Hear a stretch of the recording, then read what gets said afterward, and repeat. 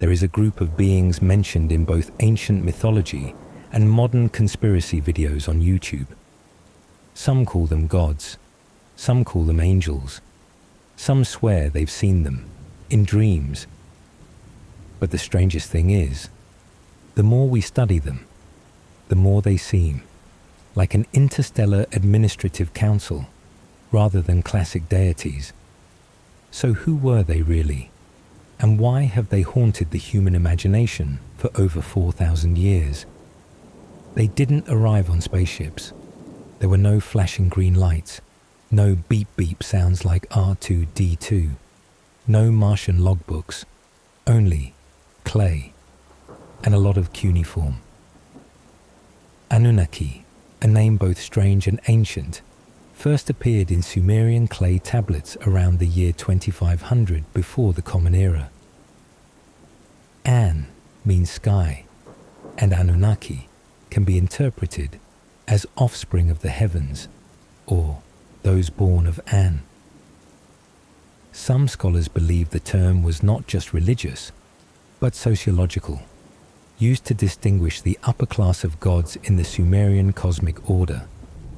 Some modern researchers argue that the term Anunnaki referred to elite figures bearing both divine authority and administrative function, a sort of celestial ruling class of ancient cosmology. According to renowned Assyriologist Samuel Noah Kramer, many inscriptions describe the Anunnaki not as abstract gods, but more like members of a council. They had meetings, assigned duties, and even internal disagreements. Anunnaki, a name that sounds like an alien energy drink brand, but in fact, it's an ancient Sumerian phrase meaning descendants of An, the god of the sky. However, calling them descendants of the heavens doesn't mean they dropped from some galaxy dressed in shiny silver astronaut suits. In Sumerian mythology, from the sky was more symbolic than physical, referring to a divine class holding the highest power in the universal hierarchy. Some modern scholars, like Jeremy Black in his book from 1992, Gods, Demons and Symbols of Ancient Mesopotamia, suggest that from the sky reflected a stratified social model. Sky gods were the leadership tier, earth gods were the productive tier, and underworld gods were the afterlife's accounting department. And if you're picturing a majestic god sitting on a cloud, you might want to delete that mental image. An had no silver beard, no halo. He represented the sky in the literal, cosmological, and sometimes poetic sense. The Sumerians, the first people to develop writing, didn't call their gods Lord or Almighty. They referred to the Anunnaki as heavenly staff. Each had a job. One god managed rain, another oversaw farming, another was in charge of stardust. If heaven were a company, the Anunnaki were department heads, only in robes and occasionally glowing. The truth is, the Anunnaki roster wasn't fixed. Some texts say there were 7, others list 50. Babylonian records count up to 600 members, split between heaven and earth, like a divine shift schedule. There are no group portraits, no family photos, no team-building retreats. Each god was worshipped separately, and apparently, no one was friendly enough to appear together in a single mural. But scattered as they were, they had one thing in common. They all came from the sky. And that, whether you're an ancient Sumerian or a Reddit user today, has always been enough to spark the imagination.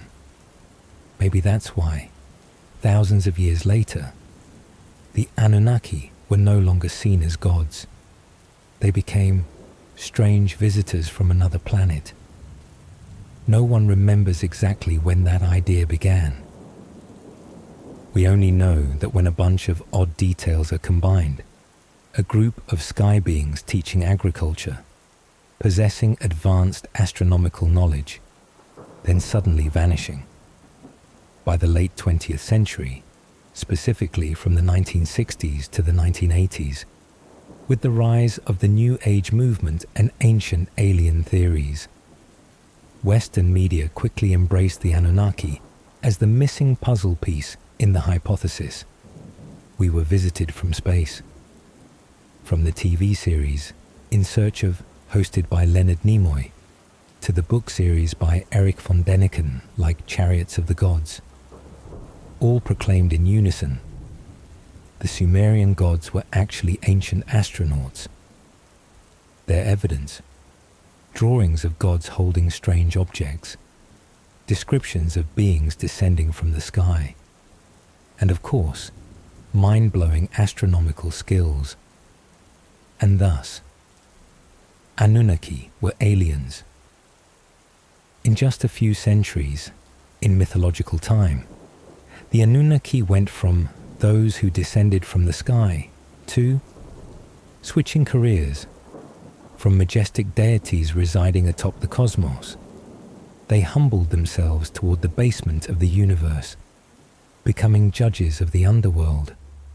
According to the Epic of Gilgamesh, one of the oldest literary texts in the world, written in Akkadian around the year 2100 before the Common Era, the Anunnaki were gods who judge souls after death, not informal judgment, not emotional judgment, but an official council of 7, often mentioned as entities representing cosmic law, impartial and unyielding.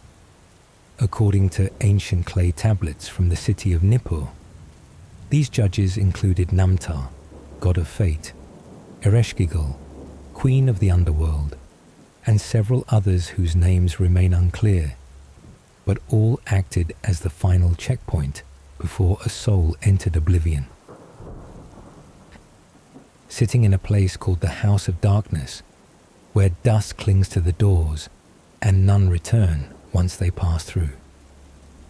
Yes, it sounds exactly like a tax office crossed with a karmic enforcement bureau.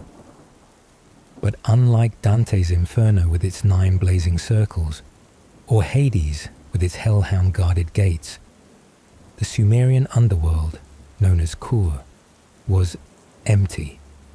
No specific punishments, no torture, just a dull space where all souls ate dust instead of bread and spoke in breaths. It wasn't painful, just devoid of hope. What's noteworthy is, from a chaotic polytheistic system, the Sumerians, and later the Babylonians, began forming the concept of a court after death. No more wandering spirits like tourists without visas. Now, they had to be judged, they had to defend themselves, and sometimes be sentenced eternally. According to scholar Thorkild Jacobsen, in his book, The Treasures of Darkness, from 1976, the transformation of the Anunnaki into judges reflected an internal need in Mesopotamian society to regulate behavior through the imagination of the afterlife.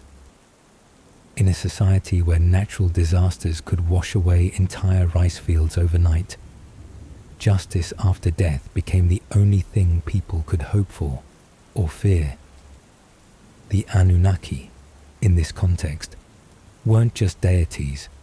They became sacred officials, representatives of justice in a dimension without light. Some texts even state 300 gods watched the heavens, 300 ruled the earth. No one knows how they counted them. But if true, then Mesopotamia may have been the first place with a dual bureaucracy. This division also reflects a highly administrative organizational model, like an empire operating 2 branches of power, heavenly and chthonic, independent yet interlinked.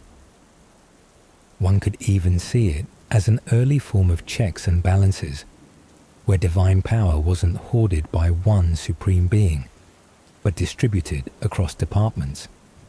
And if that reminds you of a cosmic board of directors, you're not alone.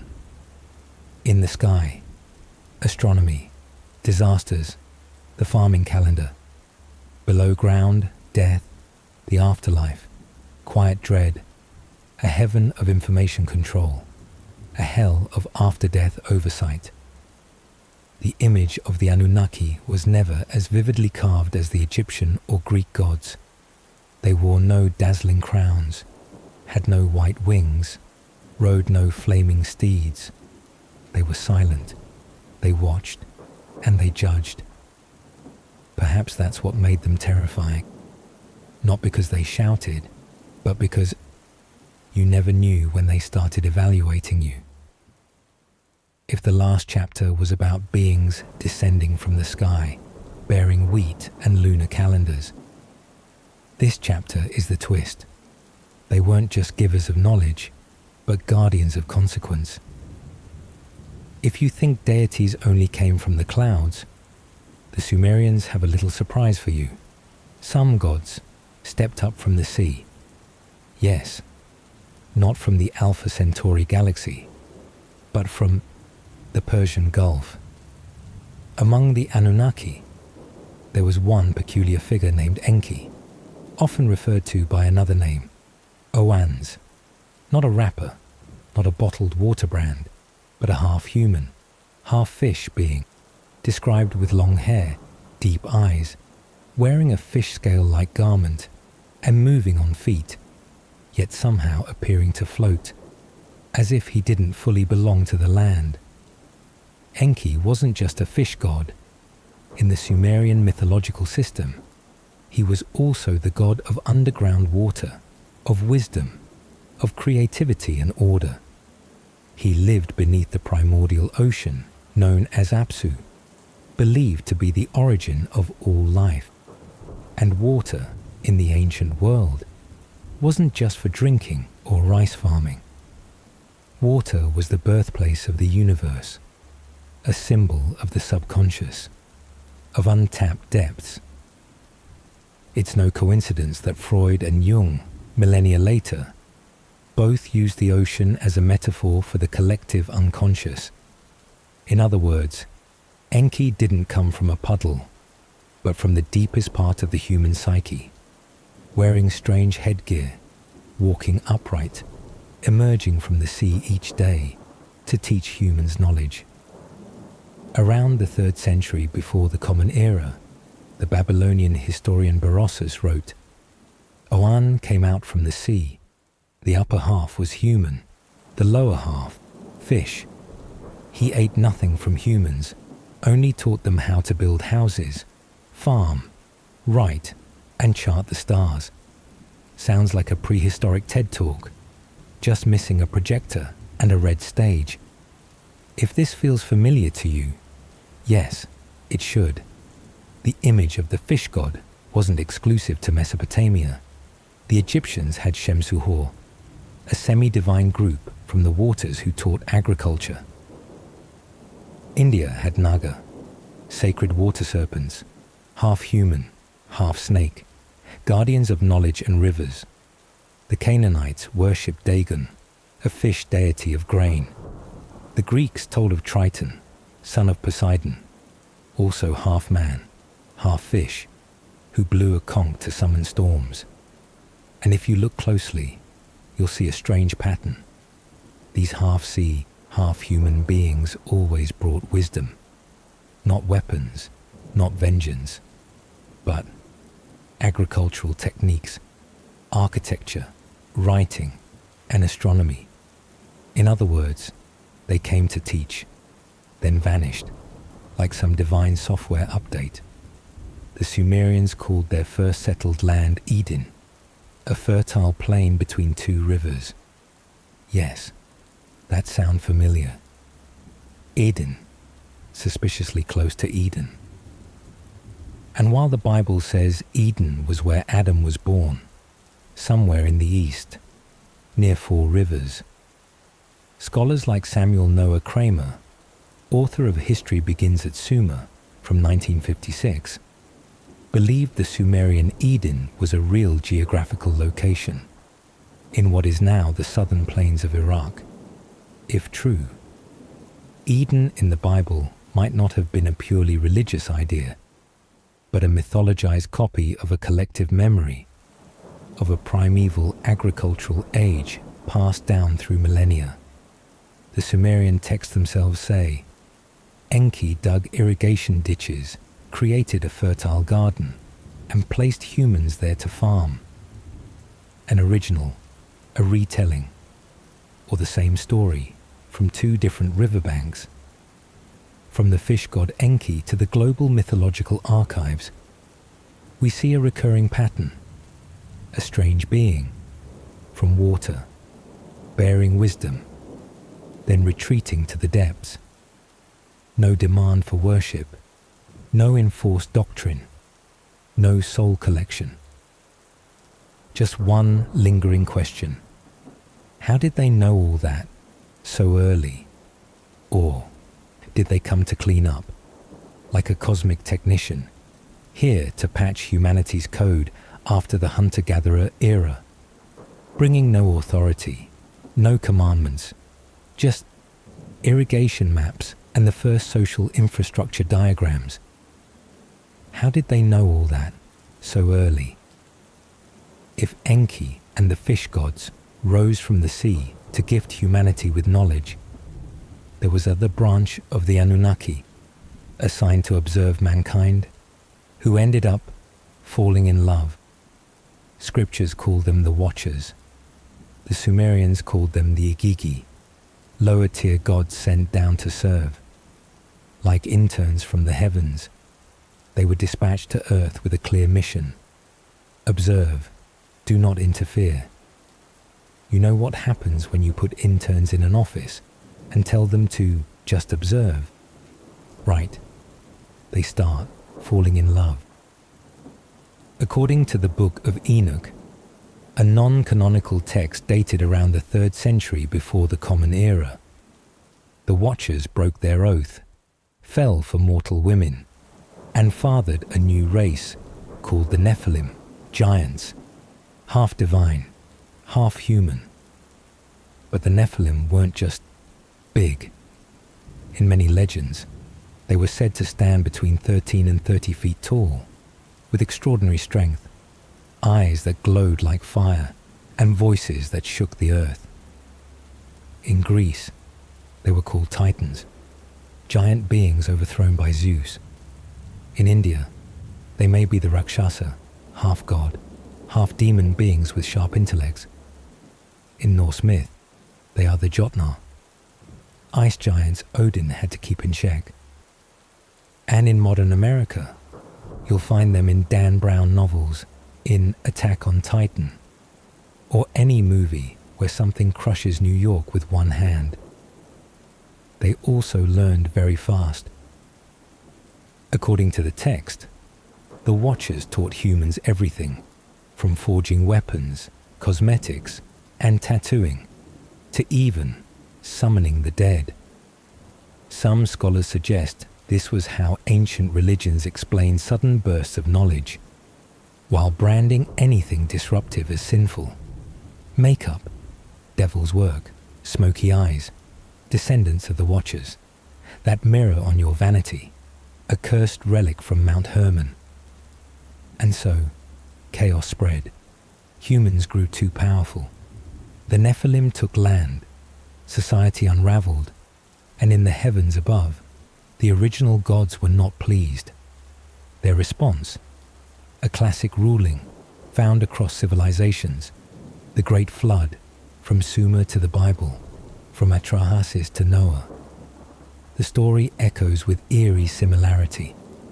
The world punished because humans became too wild. The Watchers were imprisoned underground. The Nephilim were wiped out. Mankind got a reset, like hitting restore factory settings, a cosmic operating system patch. No explanation needed. Just wipe the board clean and rewrite it all. Some Babylonian texts even describe the flood as a deliberate cleanup effort, meant to erase impure bloodlines and restore original order, as if the Watchers had corrupted humanity's genetic code too far off course. The tale of fallen angels, of love beyond limits, and the consequences of sharing knowledge too early, still resonates today in pop culture, from Lucifer, Prometheus, to Supernatural. They're always the ones who fell, from Marvel's Eternals to Good Omens, The Sandman by Neil Gaiman to Neon Genesis Evangelion. The Watcher's shadows flicker in every story, beings who knew too much, loved too deeply, and ultimately paid the price for crossing the line, not out of evil, but because they cared too much. So what was truly punished? Curiosity, love, or the right to know? After surviving countless great floods, humans looked up to the sky. Not to pray, but to calculate. From the baked brick platforms of Mesopotamia, the Sumerians began observing the heavens systematically, and they recorded phenomena like lunar eclipses, solar eclipses, and planetary conjunctions. Clay tablets dating back to around the year 2000 before the Common Era show they had already figured out the timing of Sirius's appearance, the cycles of Venus, and even astronomical predictions. Basically, they were the primitive version of NASA, but barefoot, scratching data onto mud with bamboo sticks. They observed the motion of the stars and called it the God's blueprint.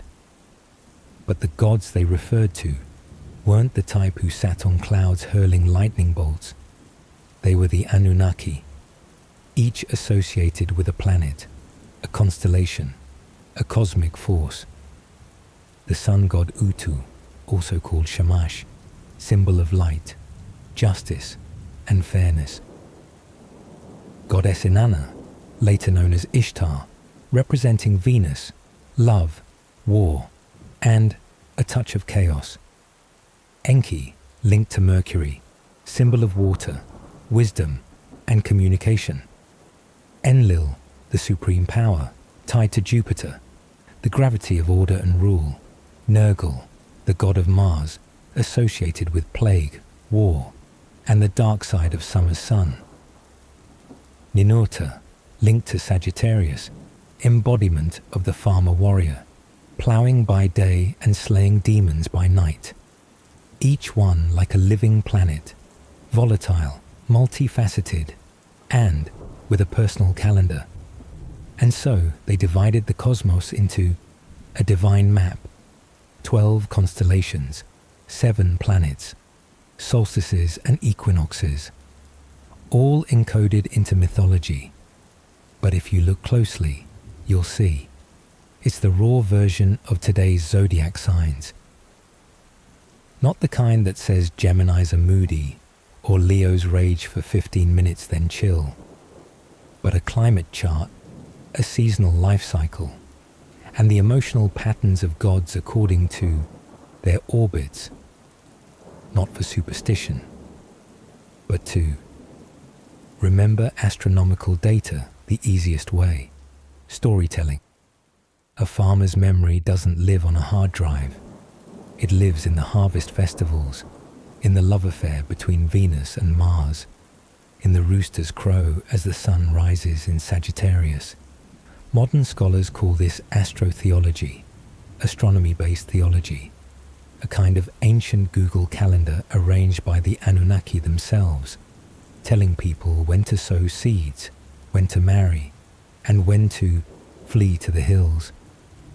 It's no coincidence that Inanna's temple had a star observatory on the roof, or that the ziggurat of Ur was aligned precisely with the Sirius cycle, a star the Egyptians called the opener of the floods, and not just in Mesopotamia. The Maya built El Castillo in Chichen Itza, so the serpent shadow of Kukulkan would appear precisely at the spring equinox. The Egyptians aligned their pyramids to Orion, The Chinese tracked the North Star as the compass of imperial power. They all looked up and saw the Anunnaki in the sky. The question is no longer, were the ancients superstitious? But rather, when did we forget to look up at the sky? Time doesn't just erode stone. It wears away the names of gods. One day, the Anunnaki were creators, shapers of the first civilizations. 1,000 years later, they became Earth's guardian angels. Another millennium, and they turned into fallen demons. Then came Hollywood, where they morphed into extraterrestrials in shiny armor, flying back from the Pleiades and speaking fluent English. Mythology is history's greatest game of telephone. Each culture retells it in its own grammar, adds spices, changes names, flips roles. The Akkadians called them Anunnaki. The Hebrews called them Nephilim. The Greeks called them Titans. The Maya drew them as feathered serpents. The Egyptians painted their eyes long like tilde marks. And the modern world, we call them unexplained spiritual phenomena. Some 19th century scholars, like Zecharia Sitchin, who published his theory in 1976 in The 12th Planet, even believed the Anunnaki were aliens from a 12th planet, Nibiru, who came to Earth to mine gold and genetically engineered humans as workers. This idea was widely dismissed by academia as unscientific, but sold millions of copies, turning the Anunnaki into a pop culture guilty pleasure. Sounds a bit like the plot of Prometheus, but it was written in Sumerian, on clay, 5,000 years ago. Dig deeper, and you'll find an undercurrent. They're like cultural chameleons, cosmic chameleons, changing skins to match the fears of each era, from divine thunder, fallen devils, to alien invaders. The Anunnaki are not fixed in identity, but reflections, mirrors of fear and hope across time. To ancient farmers, they were masters of the seasons. To medieval monks, they were punished rebels. To modern scholars, they are collective memory, more symbolic than physical. Carl Jung might have called them archetypes of the unconscious, a buried knowledge, a piece of humanity's shadow self, rising whenever the world feels lost. To Reddit in 2024, they're proof of alien civilization suppressed by the elite. To American television series like Ancient Aliens, The X-Files, or Stargate, they're the reason for pyramids, crop circles, and everything the National Aeronautics and Space Administration refuses to admit. You can find them on the History Channel at 3 in the morning, with spiked hair and suspicious eyes. We used to think we knew the names of the gods, but what if they were all just cosmic job titles? Let's start with Enlil, the supreme god of wind, command, and righteous fury.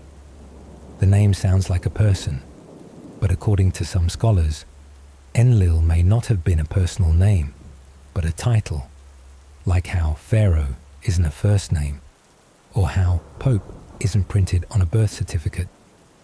And if Enlil is a title, how many different Enlils have worn the crown of wind?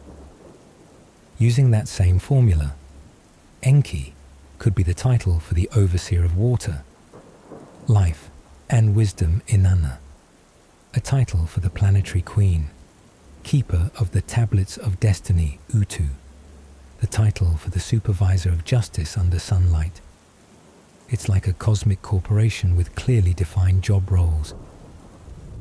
Enlil, Chief Executive Officer of Climate Control. Enki, Director of Innovation and Biological Development, Inanna, Head of Public Relations, both spokesperson, and instigator of war, Ninhursag, Chief of Research and Development in Genetic Engineering, if viewed through an overly modernized lens, Enlil isn't that different from a supreme leader with the power to rain or ban the wind. Inanna is the female chief executive officer / global public relations director, handling both media and military campaigns. And Ninhursag, she's basically the Stone Age Minister of Population, signing off on which species get to appear on Earth. In some Uruk-era texts, circa 3000 before the Common Era, you'll find multiple Enkis, multiple Inannas, each with regional variations, like local branches of a global franchise. You could call it mythological franchising. Think McDonald's, still Enki, still serving life force, but with regional flavor. Enki of Uruk and Enki of Eridu may share a name, but like two Starbucks, each brews coffee their own way. Even their symbols seem more systematic than personal. Bull, reproductive power and land. Serpent, wisdom, medicine and renewal. Tree, the axis connecting sky, earth, underworld. In Sumerian religion, there wasn't much of God is angry, God is pleased, but rather function, role, and operating position within the cosmic machine. If Sumerian society was an operating system, then the gods were application programming interfaces between humans and natural law. Worship wasn't for pleading, it was for understanding how the universe works. In other words, Anunnaki may have been the divine architecture of a logical society, each god a designation, not to be worshipped, but to explain the world. But humans, as always, don't do well with abstraction. When faced with complex systems, they instantly anthropomorphize them, turning heat into an angry fire god, fertility cycles into a mother of earth, seasonal winds into divine entities who argue, from map to altar, from function to character, from title to a bearded man. So the question is no longer, who is Enlil, but how many people have we called Enlil without realizing it? Not everyone came to Earth to destroy. Some came to fix the system. According to many ancient texts, especially Atrahasis and Enuma Elish, the Anunnaki weren't just gods standing idly by. They were post-crisis architects. They appear after the world has plunged into chaos, natural disasters, uprisings, humanity rebelling, or simply annoying the gods with too much noise. Believe it or not, there's a Mesopotamian myth that says humans got flooded because they were too loud. In the Atrahasis tablets, dated around 1650 before the Common Era, the younger gods, tasked with hard labor, complained about the noise and disruption humans were causing. Enlil, grumpy like a neighbor losing sleep, decided to send a great flood to silence the entire planet. The classic scenario: the earth is in disarray, the young gods lose control, the old gods, the Anunnaki, are summoned from higher heavens, and they descend to restore order. It sounds like a Babylonian version of Men in Black, except with robes, clay tablets, and Akkadian. They establish the first dynasty, handing power to the Chosen One, modern translation, King. They create laws, passed down through the Tablet of Destiny. They divide land, seasons, reproduction, and taxation systems. Some modern scholars call this a form of proto-government, an early prototype of governance, where power was divinized, law was etched in stone, and taxes were collected under the name of divine mandate. In short, they built humanity's first administrative order. Of course, they later disappeared, or returned to the heavens, or descended underground, or, in a few suspicious documents, switched operating systems, left behind a bunch of descendants or self-proclaimed descendants who seized thrones, held power, and claimed they had divine blood. This is the recurring template of human rulership, from the divine right of kings in medieval Europe, to Japan's emperors, to the mandate of heaven in ancient China. Holy blood became a passport to evade any challenge to authority. Sumerian kings, descendants of Enlil. Egyptian pharaohs, direct children of Ra. Aztec and Inca dynasties, said to be born from the stars. Western monarchies, some still boast they are, descendants of Jupiter. The question isn't, were the Anunnaki real? But rather, how many generations of power were built on this myth? Maybe they were real. Maybe they were just metaphors for order, for the yearning to restore stability after chaos. Or worse, they were the template every tyrant leaned on to say, I didn't take power, I was chosen by the heavens. The Anunnaki, whoever they were, became the source code of sacred authority. You didn't need to believe in them. You only needed others to believe that you were part of them. And just like that, the throne was built not by the sword, but by myth. Every ancient regime plugged itself into that stream. And the people? They kept living, paying taxes, and looking up at the sky. If those gods once existed, they didn't need us to believe. They only needed us to look up. Anunnaki, a name that has slipped through thousands of years of dust, from damp clay tablets in Sumer, through crumbling temples in Babylon, to your midnight Google search. They were once guardians of the skies, creatures from the sea, fallen angels, bringers of punishment, and eventually a mythology that survived the age of data. So, ultimately, who were they? Maybe they were aliens, symbols of natural laws, elite migrants from a lost civilization, or simply the deep human longing to believe that someone programmed this world. Because the truth is, the world is too chaotic not to have a hand organizing it, and too cold if no one is watching. Anunnaki allowed us to borrow a face, a symbol, a name to place upon things beyond our control. Floods. Anu is angry. Crop failure. Enki is experimenting. War. Inanna is displeased. Every chaos now has a divine receipt. But the Anunnaki are also a reminder that power, once labeled from the heavens, is no longer questioned. Since the very first clay tablets, someone has claimed to be chosen, and in the name of those from the stars, redrawn the map of the human world. We may never know who they were, but if we listen long enough, if we read between the lines of ancient text, we'll see one thing. The Anunnaki were how humans looked at chaos and gave it a name. Our most famous legendary cities lost in legend. There's a strange truth about Atlantis.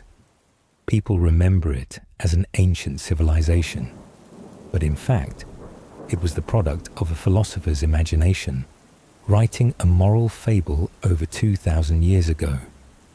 Plato didn't intend to write an archaeological study. He simply wanted to tell a cautionary tale, like, live virtuously, or the gods will sink your entire city. But here's a curious detail many overlook. Plato himself wasn't even the one telling the story of Atlantis directly. In his works, Timaeus and Critias, he lets the character Critias retell the words of his grandfather, who had heard it from Solon, a famous Athenian statesman who visited Egypt around the 6th century before the Common Era. Solon had learned the story from Egyptian priests in the city of Sais. So Atlantis is a legend of a legend of a legend, a chain of retellings aged like a 3-generation-old olive tree. So if you feel unsure about its accuracy, rest assured, so did Plato. According to Plato, Atlantis was a vast island located beyond the Pillars of Heracles, that is, the modern-day Strait of Gibraltar. It was once larger than Asia Minor and Libya combined, and served as the center of a powerful naval empire. The people of Atlantis, according to the tale, were both wise and aggressive. They possessed advanced technology, so advanced that even ancient Rome would bow in awe if they ever met, and use that power to expand their territories, conquering lands along the Mediterranean, until they angered the gods. Plato describes the city like a golden dream, with massive palaces, stone plazas, interwoven canals, and an irrigation system that would embarrass even modern agricultural engineers. All of it was built from orichalcum, a mythical metal shimmering like sunset, yet no one has ever found a sample of it outside of video games. Then one day, as every good tragedy ends, the city disappeared. In a single night. Plato wrote, "A violent earthquake and catastrophic flood submerged Atlantis into the depths of the sea. The reason? Moral decay. The gods, specifically Poseidon, had grown tired of Atlantis living as if no one were watching. And since then, Atlantis ceased to be a city. It became a symbol, but also a brand. From the 19th century to now, Atlantis has appeared in every genre. From the books of theosophist Helena Blavatsky, who claimed that Atlanteans were the superhuman ancestors of mankind, to Disney's 2001 animated film with glowing submarines and ancient languages. Gamers have explored Atlantis in Assassin's Creed Odyssey, where one can meet a city guardian with a robotic arm. Meanwhile, documentary filmmakers keep diving into the ocean hoping to find columns, ancient bricks, or at least a deer antler. And YouTube? Don't even ask. There's a whole playlist titled Atlantis, the secret the National Aeronautics and Space Administration doesn't want you to know, complete with ominous sound effects and PowerPoint maps. It's a symbol of pride punished, of wisdom turned ambition, and of the collective obsession known as, it must be out there somewhere. Since the 19th century, people have searched for Atlantis in the Mediterranean, Antarctica, the Atlantic Ocean, even beneath the Sahara Desert. Some theories suggest it was actually the Minoan civilization, lost after a volcanic eruption. Others believe it was Santorini, the site of the Thera eruption around 1600 before the Common Era, which destroyed the heart of Minoan culture on Crete. Some archaeologists believe the intricate irrigation system and sudden disappearance of the Minoans were the real-life inspiration for Atlantis. Still others point to the Strait of Gibraltar and mention Spartel Island, a landmass believed to have existed and sunk at the end of the Ice Age. Bolder theories even name Antarctica, claiming tectonic drift pushed Atlantis to the frozen south. Of course, there are also those who believe Atlantis is actually Cuba, or a ruined city so urbanized we no longer recognize it, or your basement apartment, depending on where you're watching this video. Even if no one finds it, even if it never existed, Atlantis still lives in our minds as a place where humans once reached the peak, then push themselves off the edge. And perhaps what makes it so compelling isn't that we believe it was real, but that we're afraid we're living in the modern version of Atlantis, where technology thrives, morals wobble, and the seas are still rising by the day. Atlantis lives on, in the subconscious of a species that dreams of what has been lost. And sometimes, that dream is big enough to make thousands board ships, cross oceans, and dig entire continents, just to find a city that a philosopher once made up, just like us. Sometimes we know it's not real, but we still want to believe. Because maybe believing in Atlantis is easier than believing in reality, because at least in that dream, we once lived in a perfect place. No bills, no laggy Wi-Fi, no deadlines, just stone plazas, crystal canals, and the sound of water trickling around Poseidon's temple. Before everything sank, some cities sink, some cities burn, and then there are places that never existed, yet still compel all of humanity to search for them. Shangri-La is one such place. Interestingly, the name, which sounds like some ancient Eastern code, is entirely made up. It doesn't appear in Buddhist scriptures.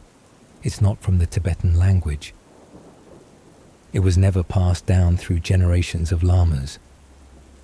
James Hilton, who created it in 1933, invented the name Shangri-La while trying to stitch together syllables that sounded Eastern, meditative, and slightly incense-scented, just like Utopia by Thomas More, or El Dorado from the Age of Conquistadors.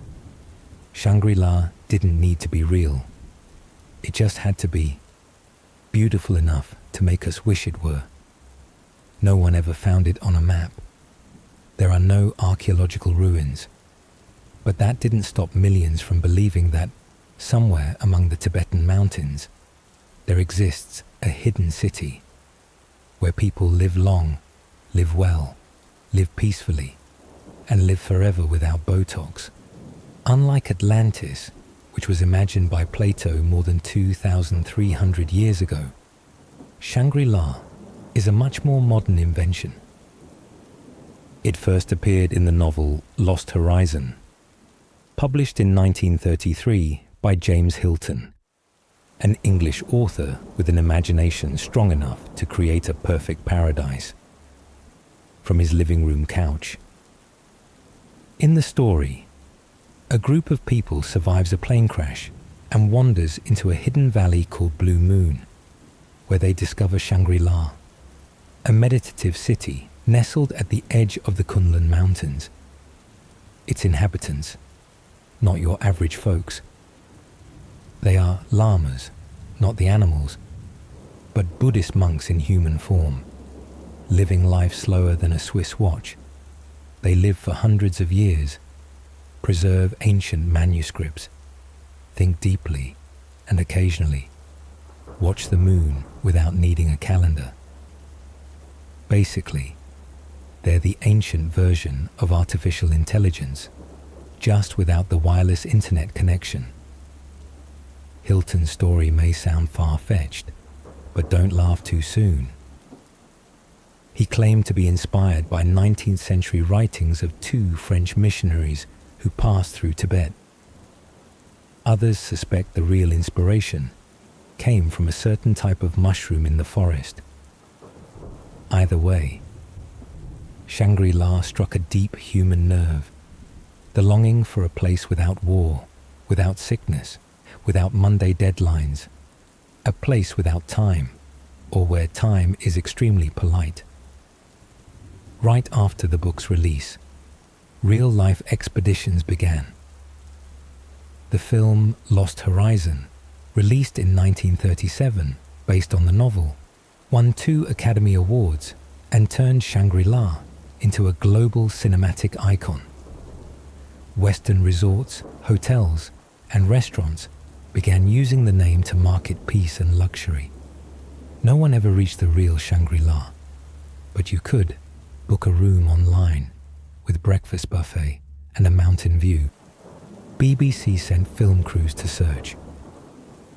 Mountaineers, scholars, pilgrims, and heartbroken souls all headed to Tibet, hoping to retire on site, no pension required.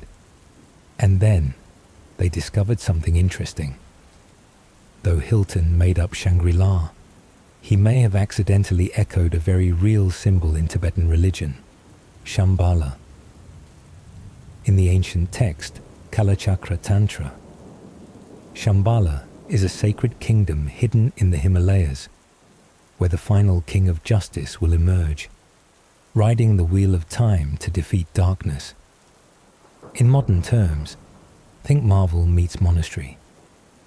Though Shangri-La isn't geographically real, it does have a cousin in Tibetan Buddhist mythology, Shambhala, a legendary kingdom deep within the Himalayas, where all human wisdom is preserved and will only appear when the world is truly worthy.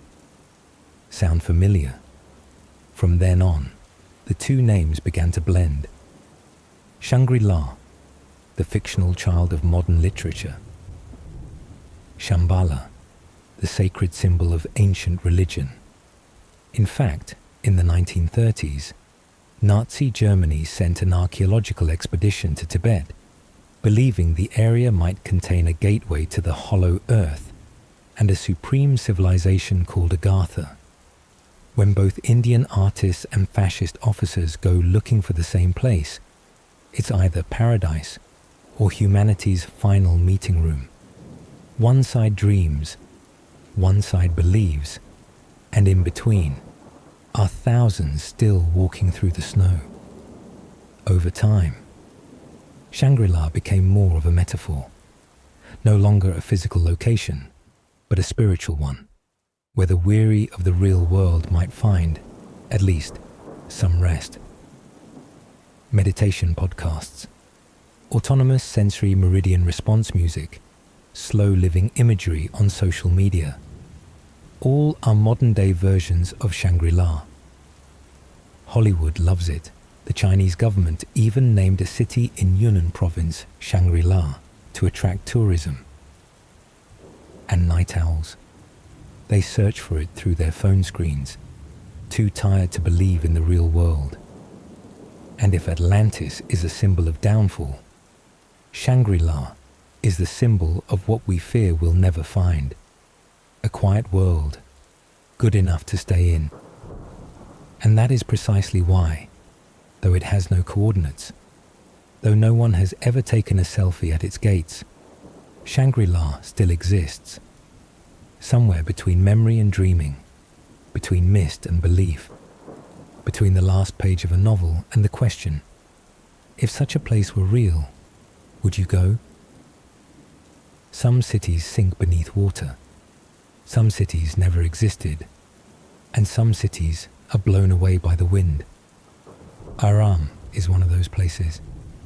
You won't find Iram in any travel guide. No postal code, no Google Maps entry. Just a single verse in the Quran. Chapter 89, Surah Al-Fajr. Have you not seen how your Lord dealt with the people of Ad, with Iram, of the lofty pillars, the like of which was never created in any land? One sentence, and that was enough to sustain 1,400 years of legend. According to Islamic tradition, the people of Ad were descendants of Noah, a people who once controlled the region of Hadramaut and Rub al-Khali, now parts of Yemen and Oman.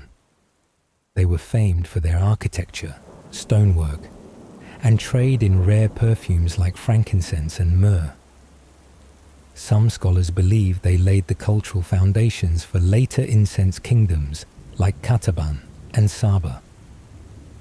They built a city, Iram, so magnificent, even the gods had to squint and look again.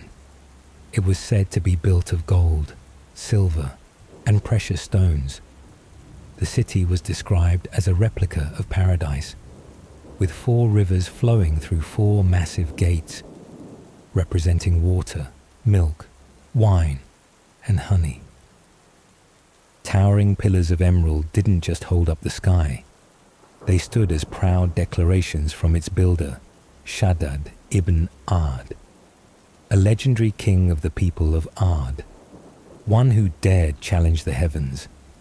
He didn't build Iram to worship, but to compete, not to dwell in reverence, but to live like a god.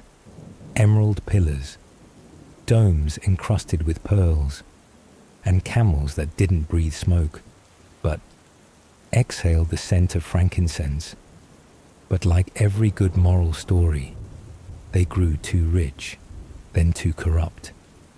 The people of Ad turned away from faith, worshipped idols, and indulged in decadence. And then, God ran out of patience. He sent the prophet Hud, a relative of theirs, to remind them, warn them, offer them a chance to repent. They mocked him. They demanded proof. They took selfies in front of idol temples with captions like, "Hud's just jealous he doesn't have our architecture." And then, the wind rose. A sandstorm lasting 7 nights and 8 days, furious as divine wrath, swept everything away. No earthquakes, no floods, just wind. Something so simple, yet so merciless. Iram, with all its gold and vanity, was buried beneath the desert as if it had never been. But it wasn't forgotten. By the 10th century, the legend of Iram had reached Europe.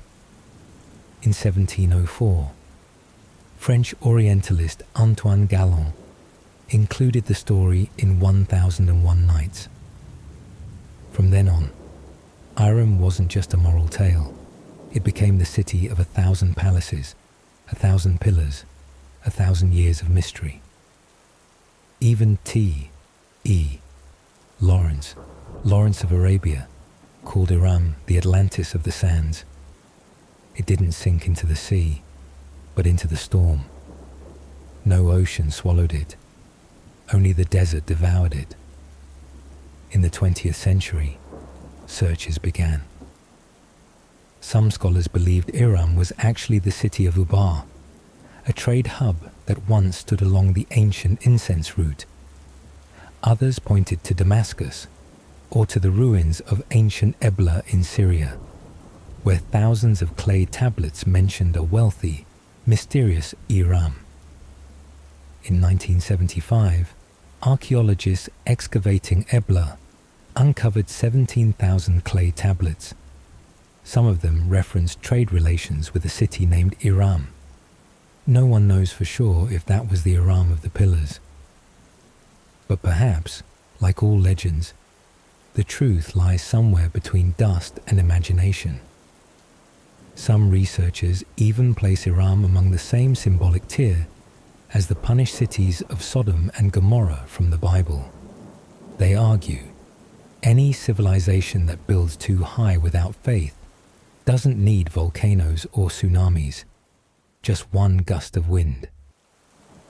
Today, locals in the Middle East still say, if you travel deep enough into the desert, on the right day, at the right hour, when the wind is still, you might hear bells echoing from beneath the sands. In the early 1990s, satellite images from the National Aeronautics and Space Administration revealed ancient trade routes cutting across Rub al-Khali. Based on this, some archaeological groups claim to have found the ruins of Uba, a place Bedouins called the City of Ghosts. There's no definitive evidence yet, but the mere idea that a city once stood in a land where wind erases footprints is enough to keep people searching, to glimpse an emerald dome glinting in the sun, or simply to get lost. Because GPS doesn't work in Allah's 4G windstorm, Iram was never a city to be reached. It was a city to make us wonder, what happens when humans forget their limits and believe gold can block the wind? And if you ever find yourself standing somewhere too beautiful, too perfect, too powerful, remember, the wind needs no passport, only a reason to rise. Iram is a reminder that in every society too confident in its own stability, there's always a wind waiting. And sometimes, what destroys us isn't a war, but a warning we ignored. Camelot isn't a place you can find on Google Maps, nor is it somewhere you'd want to book an Airbnb, especially not during the third day of King Arthur's spring feasts. And yet, even though no one truly knows where Camelot is, it lives stubbornly in the English imagination. In fact, if you ask 10 scholars, you might get 12 different answers. Some say Camelot is Caerleon in South Wales, once a Roman military base. Others insist it's Winchester, because there's a massive round table on display there from the 13th century. And if you ask a mythology lover, they might point you toward Tintagel, those wind-swept cliffs in Cornwall, where Arthur was said to be born. In short, Camelot is wherever people want it to be, as long as it's conveniently close to home. It first appeared in the poem Lancelot, the Knight of the Cart, by Chrétien de Troyes, around 1170, described as the royal court of King Arthur, where he held his throne and gathered the knights of the Round Table.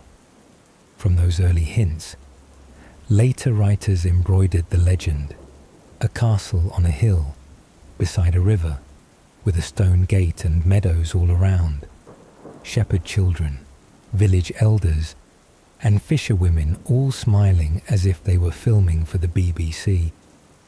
Inside the walls, inside a castle that reversed London's weather, a glorious red-draped round table shimmered in candlelight, and the nights were full of purpose. King Arthur declared, "Whoever can find the truth shall receive the Holy Grail." Bells rang. People stroked their beards thoughtfully, but no one noticed that, in the corner of the room, Lancelot was staring at Guinevere, and from there, the storm began. Merlin, the prophet, wizard, teacher, and, judging by his job list, part-time head of human resources, was the one who orchestrated Arthur's life from the egg, hiding the royal baby in a peasant household, staging the sword in the stone event that broke the internet of its day, and trying to warn the young king of the dangers of power. But tragically, Merlin couldn't predict his own heart. In many versions, he fell in love with Viviane, or Nimue, taught her all his magic, only to be trapped by her inside a tree or cave forever. A legendary sorcerer, ending his life like a zip file with a forgotten password. Perhaps Camelot lost its moral compass the moment it lost Merlin. The Round Table, Camelot's iconic relic, was not just furniture. It was a political idea. No head, no foot. No one sat higher than anyone else. A democratic circle in a feudal age, where justice was carved from. Oak wood. But that very equality made everything fragile. Everyone had a voice, and anyone could whisper behind your back. And when whispers turned into promises in the dark, Camelot began to crack. In many later versions, Camelot doesn't fall because of war, but from fractures within, the love triangle, Mordred's betrayal, Arthur's death, like a dream dissolving in the morning fog. Modern interpretations often see Camelot's fall as the inevitable collapse of an ideal when placed into the real world, a kingdom with no hierarchy, where all sit as equals, but with no system to guard against jealousy, betrayal, or loving the wrong person. Arthur's political dream, like all beautiful dreams, couldn't withstand reality. Camelot is the place people dream about when starting a kingdom, and the place they forget once the kingdom becomes real. It didn't shatter like pottery. It dissolved like hot tea in the rain. Yet even if no one sees Camelot anymore, every time someone speaks of loyalty, virtue, and fragile dreams in a broken world, they're sending a letter to Camelot. And who knows, maybe you've seen Camelot before, not in ancient manuscripts, but on a Broadway stage, or in a Monty Python comedy where knights dance and swear between ballads, or in the television series Merlin, where characters wear leather and speak modern English. Because Camelot isn't dead, it just shapeshifts, wandering through media like a ghost of history, memorable, bittersweet, and always remixable. Who knows? It may just be a carriage ride away. There was a time when Europe believed that across the ocean, there existed a city made of gold, not gold-plated, not gold-leafed, but solid gold, from the bricks to the manhole covers. Its name was El Dorado, the Gilded One, but after a few centuries caught in the fever of precious metals, that name no longer referred to a man. It became a collective addiction. The legend began in the highlands of Colombia. At Lake Guatavita, the native people had a rather shimmering coronation ritual. The new chief would be covered head to toe in gold dust, placed on a wooden raft, and sent out to the middle of the lake to the sound of drums, while the people on shore threw gold, gems, and idols into the depths as offerings to the lake god. It was a sacred rite.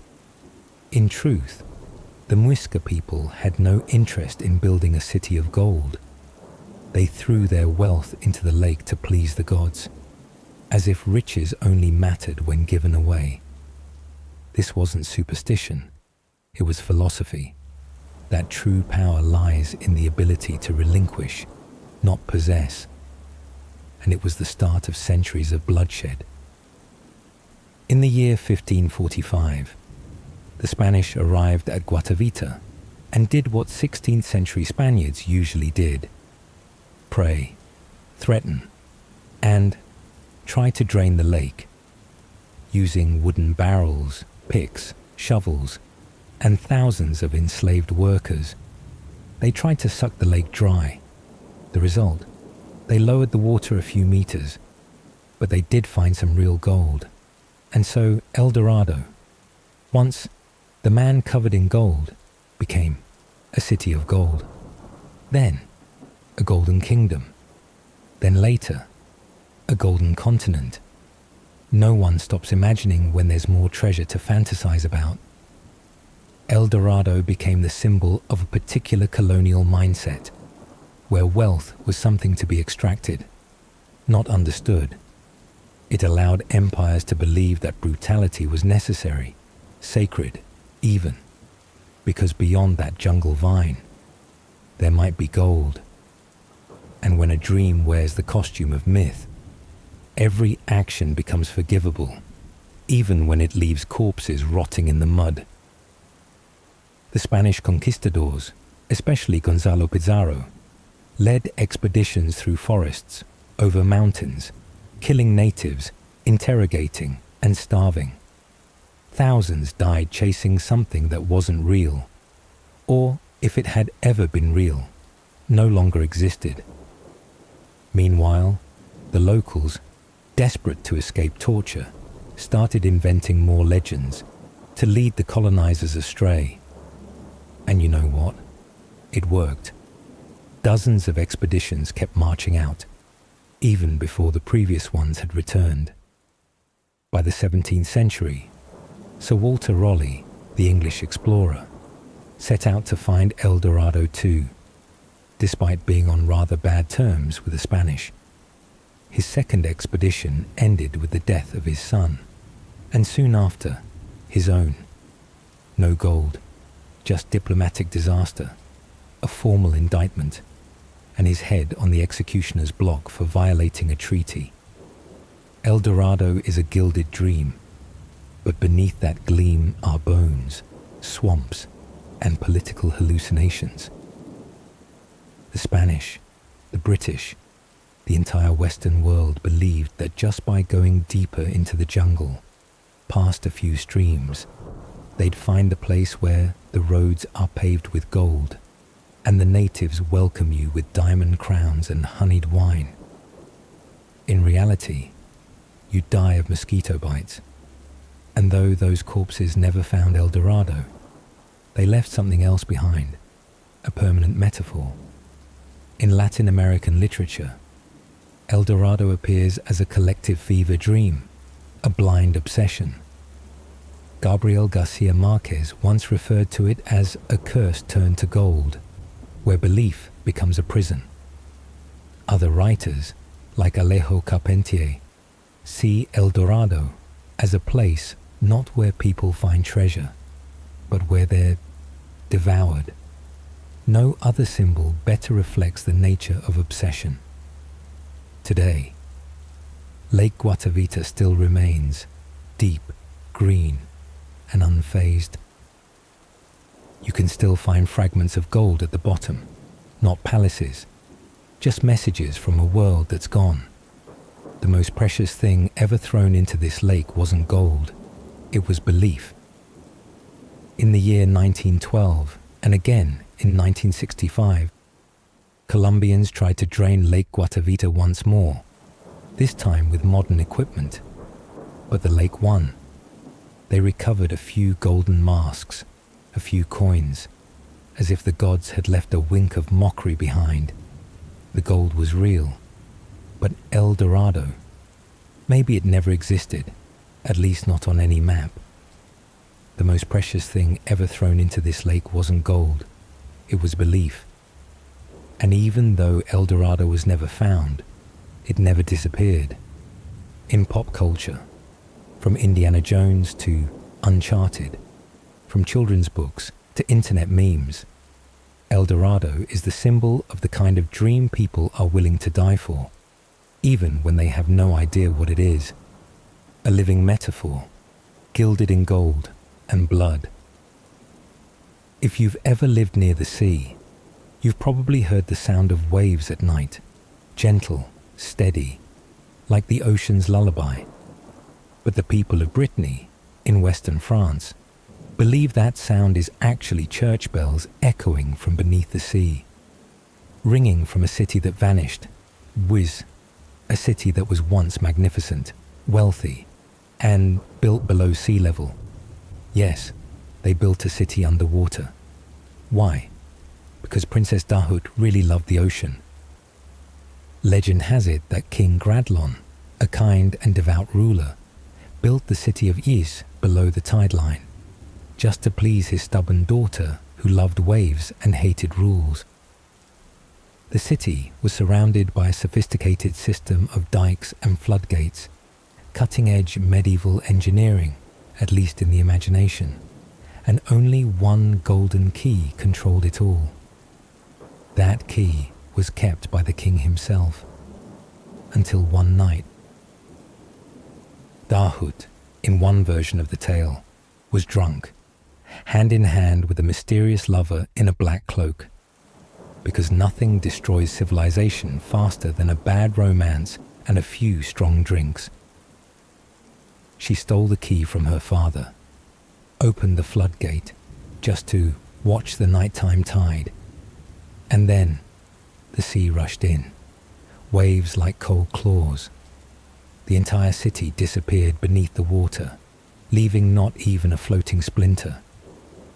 Another version says Dahut was a sorceress, or possessed by demons, or was the demon, because a woman who loves fun, freedom, and hates going to church obviously must be.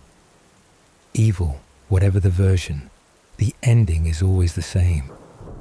Is drowned. King Gradlon is saved by divine intervention, escaping on horseback.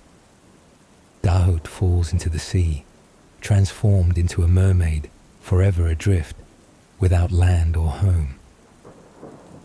But maybe Dahut wasn't the villain. Maybe she was the scapegoat of an era where a woman's desire was labeled witchcraft and a single mistake became an apocalypse. Maybe Ys sank, not because Dahut opened the gates, but because society was ready to punish any woman who dared to. Smells like moral lesson territory. But Ys isn't just a tale of judgment.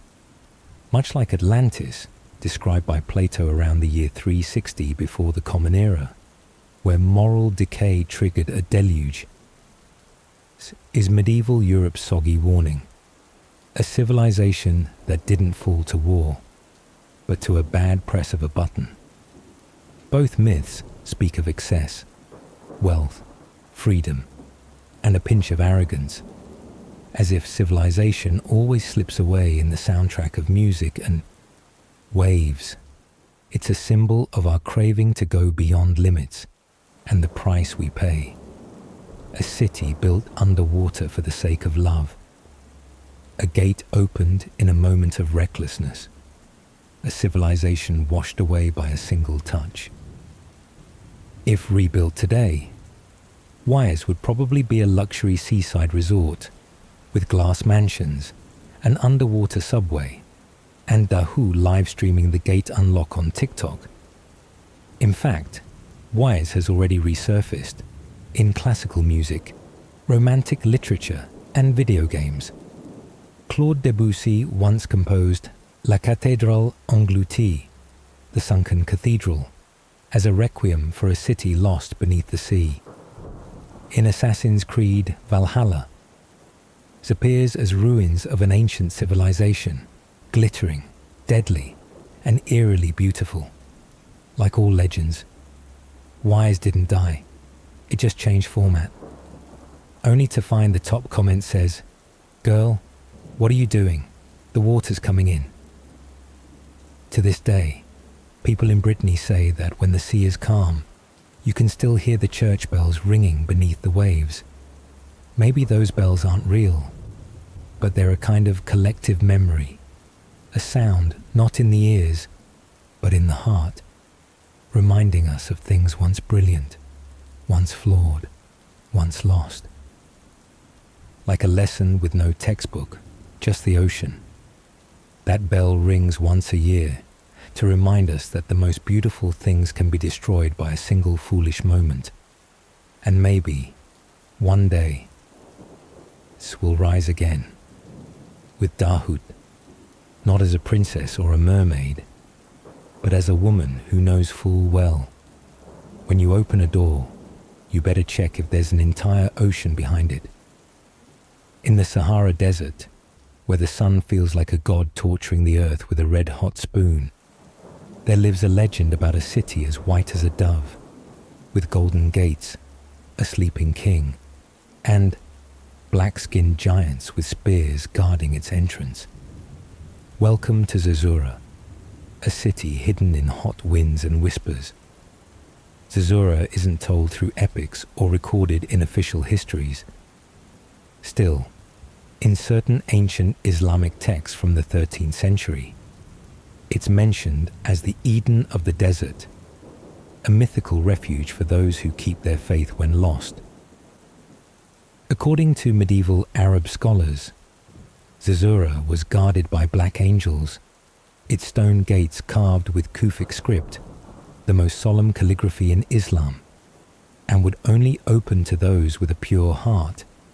Some scholars today see it as a spiritual reflection of the desert, a barren space that becomes a mirror for the soul, where hardship turns into wisdom. It flickers in fireside tales, on camelbacks, among Arab traders of the 13th century. They called it the oasis of little birds, a miracle lodged between infernos. Descriptions say, a city built of white stone glowing like snow amid red sand, a gate shaped like a bird statues clutching keys in their beaks, and a king and queen asleep for centuries in a room untouched by time. Sounds like Sleeping Beauty, Sahara edition, doesn't it? Many stories say someone gets lost in the desert, nearly dies of thirst, but then is carried by the wind to Zazura, given food, water, hope, then wakes up alone in the sand, as if nothing had happened. A tale that feels like both hallucination and heavenly promise. Maybe it's how people, thousands of years ago, chose to believe that somewhere between desolation and despair, a gate still waits to open. In the year 1935, an Egyptian man claimed he had seen Zazura with his own eyes. After being lost for 3 days while searching for camels, he said he came upon an oasis full of palm trees, fresh water, and limestone ruins, a place not of this world. Then he vanished, forever. Maybe the camel came back for him, or maybe the gatekeeper giants didn't like chatterboxes. The legend of Zazura spread to Europe via explorers and Egyptologists, people who believed anything pyramid-shaped deserved excavation. In the 1930s, a group of British adventurers formed a secret society, the Zazura Club. Its members included military officers, nobles, and desert obsessives. They packed jeeps, hand-drawn maps, and water cans, heading into Egypt's western desert with only one mission: find the White City or die in the sand. They didn't find Zazura, but they discovered lush valleys hidden in the rocky terrain, proof that beneath the harsh skin of the Sahara, something was alive, waiting. Some believed Zazura was the remains of an ancient Nubian city. Others said it was a mass hallucination, caused by heat stroke and too much sunlight. But whatever the truth, Zazura became a symbol of absolute hope in absolute hopelessness, like Shambhala in Tibetan lore, Agartha in the Earth's core, or Atlantis beneath the ocean. Zazura doesn't need a map to exist. It lives in the human mind as a place you'll never reach, yet always must seek. Every culture has a city like that, a final refuge when everything falls apart. And they all share one thing: they only open to those willing to step into the blinding sand, without knowing if they'll ever return. In recent years, Zazura has appeared in novels, video games, and lo-fi chill tracks as a symbol of the one place you can vanish and still be alive. No Wi-Fi, no ID, just a gate and a promise. If you keep walking through the sandstorm, you'll arrive at a place everyone says doesn't exist. And if one day you find yourself lost in the desert of your own life, no map, no water, no voice, remember the image that's crossed centuries: a carved bird, clutching a key in its beak, standing before a glowing white stone gate, a symbol that doesn't belong to time, but whispers an immortal question: is there a place in this world still waiting for the one worthy enough to find it? If you've ever looked up at the sky and thought heaven must be above, people once believed heaven lay deep beneath our feet. That is Agartha, a mythical city within the Earth's core, where residents wear flowing robes, read books powered by energy, and glide through the air on round-shaped flying devices. There's no pollution, no electricity needed, and everything is so quiet, it's suspicious. Where did Agartha come from? The name may trace back to the year 1873, when a French writer named Louis Jacoliot published a fantasy novel called Les Fils de Dieu, the Sons of God.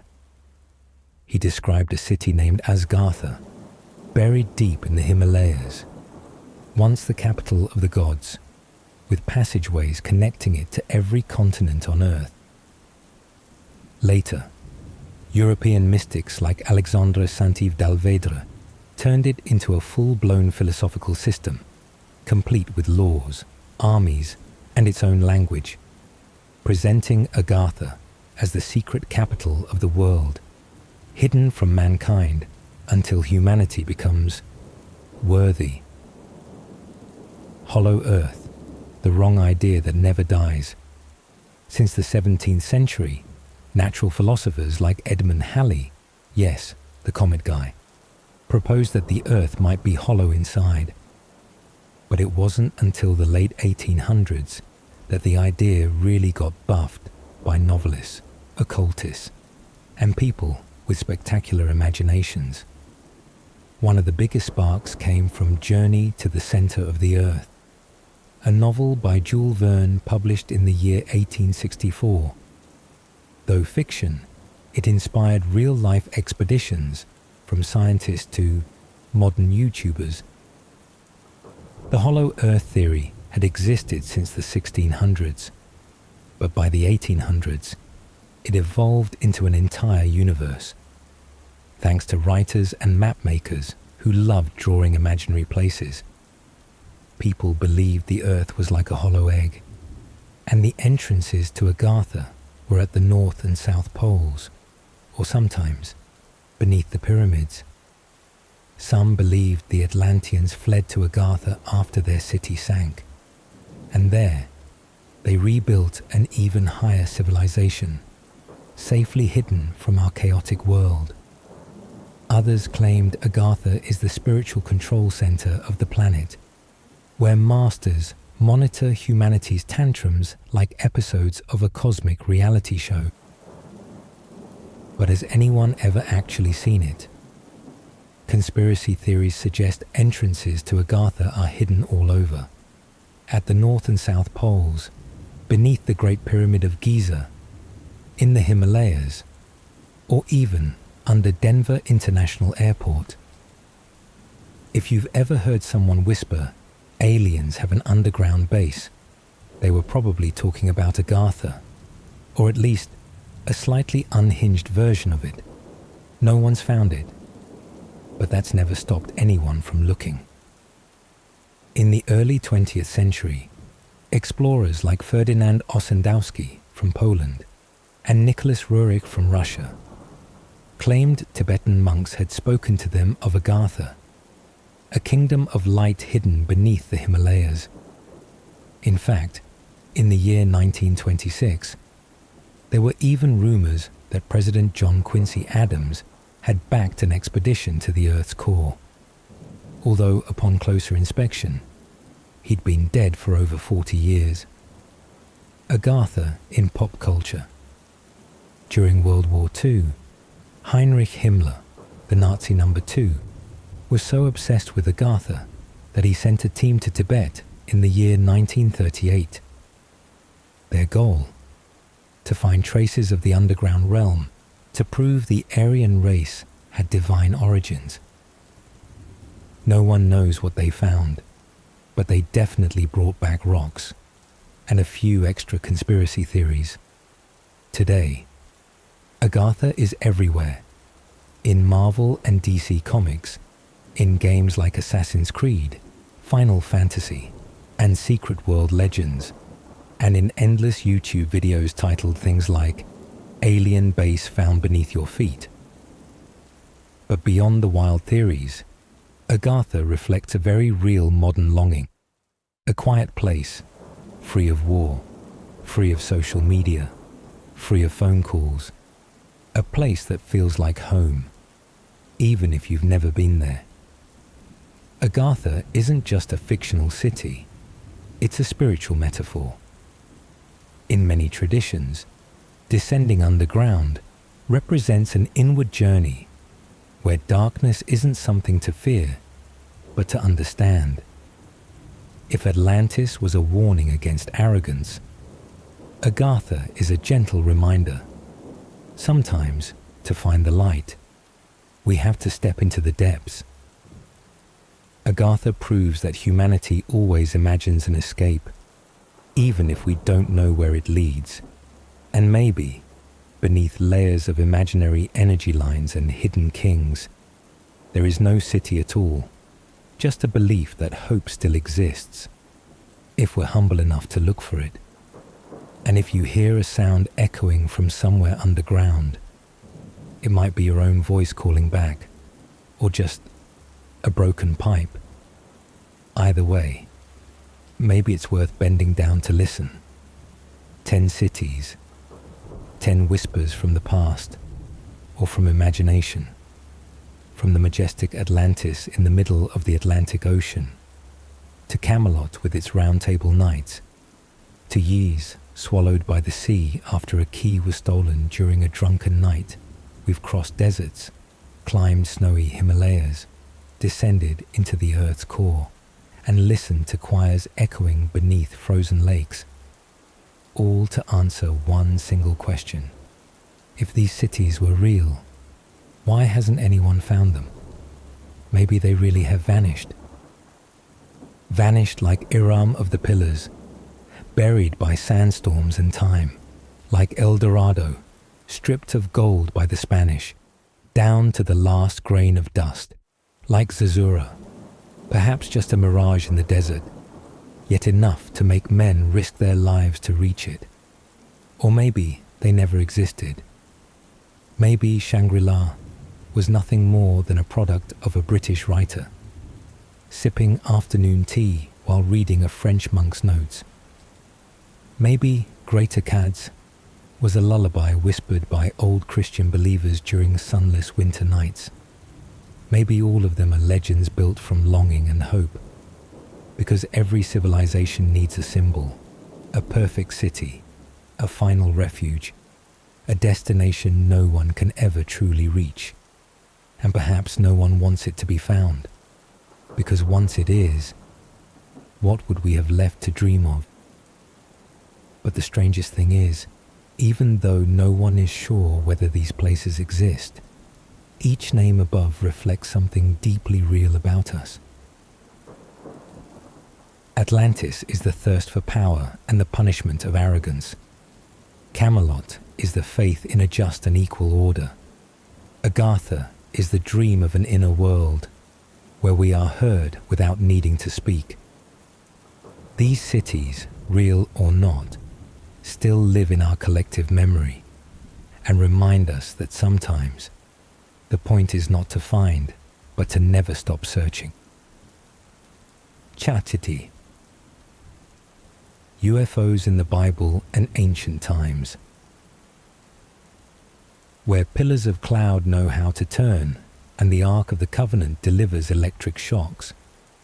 If you've ever thought the Bible was simply a sacred compilation of moral teachings, classic miracles, and symbolic stories, well, you're right, but not quite, because if you look closely, you'll start to notice something flying. Not a bird, not a soul, not a dream, but something. Very bright, very large, and sometimes it seems to be making engine noises. The strange star, defying classical physics. The famous Christmas story begins with the Star of the East, a mysterious light that guided the 3 wise men. But pause for a moment. A star that moves in a specific direction, then stops right above a house. Don't you find that a bit suspicious? A star that stops? Astronomically speaking, that's highly disorderly behavior. Either it wasn't a star, or it was being piloted. Pillar of cloud, pillar of fire, a thinking navigation device. In the book of Exodus, the Israelites are led by a pillar of cloud by day and a pillar of fire by night. But this isn't just weather. The pillar of cloud moves with intention. It knows when to stop, when to lead. It doesn't drift aimlessly. It seems to be handling. Logistics. If you replace pillar of cloud with a flying luminous device equipped with ancient GPS. Suddenly, everything makes a surprising amount of sense.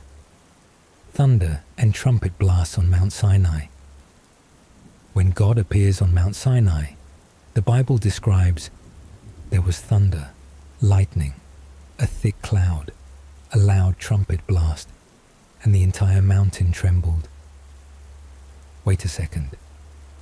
Non-stop trumpets, shaking ground, dense clouds, fire. Are you thinking of a religious phenomenon or a landing with advanced propulsion tech? And Moses, he approaches, eyes squinting through the smoke, hearing a voice booming like thunder. It's unclear whether he was encountering God or suffering ozone exposure and ionized dust from a plasma engine. Zechariah's flying scroll, a cylindrical surveillance ship. In Zechariah chapter 5, the prophet looks up and sees a flying scroll, about 10 meters long and 5 meters wide, a large object floating mid-air, and it has eyes watching human behavior. Sound familiar? That image is strikingly close to a cylindrical satellite or aerial surveillance device, something you'd probably call a small unidentified flying object or space drone today. For Zechariah, writing in the 6th century before the Common Era, the closest image he could summon was a flying scroll. But the meaning is clear. It came from above, hovered, carried a message, and was observing. What would you call it? A drone, a satellite, or divine mail? Trumpets of heaven, or sound waves from ancient engines? Not just in Exodus. Many parts of the Bible describe loud trumpet blasts accompanying God's presence. Not a single brass trumpet, but endless blasts, shaking the earth. Here's the question. Could this be the sound of low-frequency infrasound waves, the kind generated by ancient jet propulsion or high-tech devices? Modern physics shows infrasound can travel hundreds of kilometers, cut through terrain, and induce dizziness, even used in sonic weapons. So what if these trumpets of heaven weren't ceremonial music, but a warning to keep clear of the landing zone, the Ark of the Covenant, or an electric shock device? The Ark of the Covenant, housing Moses' stone tablets, had features even Elon Musk would envy. It glowed, it made sounds, it killed people who touched it. According to the Bible, someone touched the Ark and died instantly.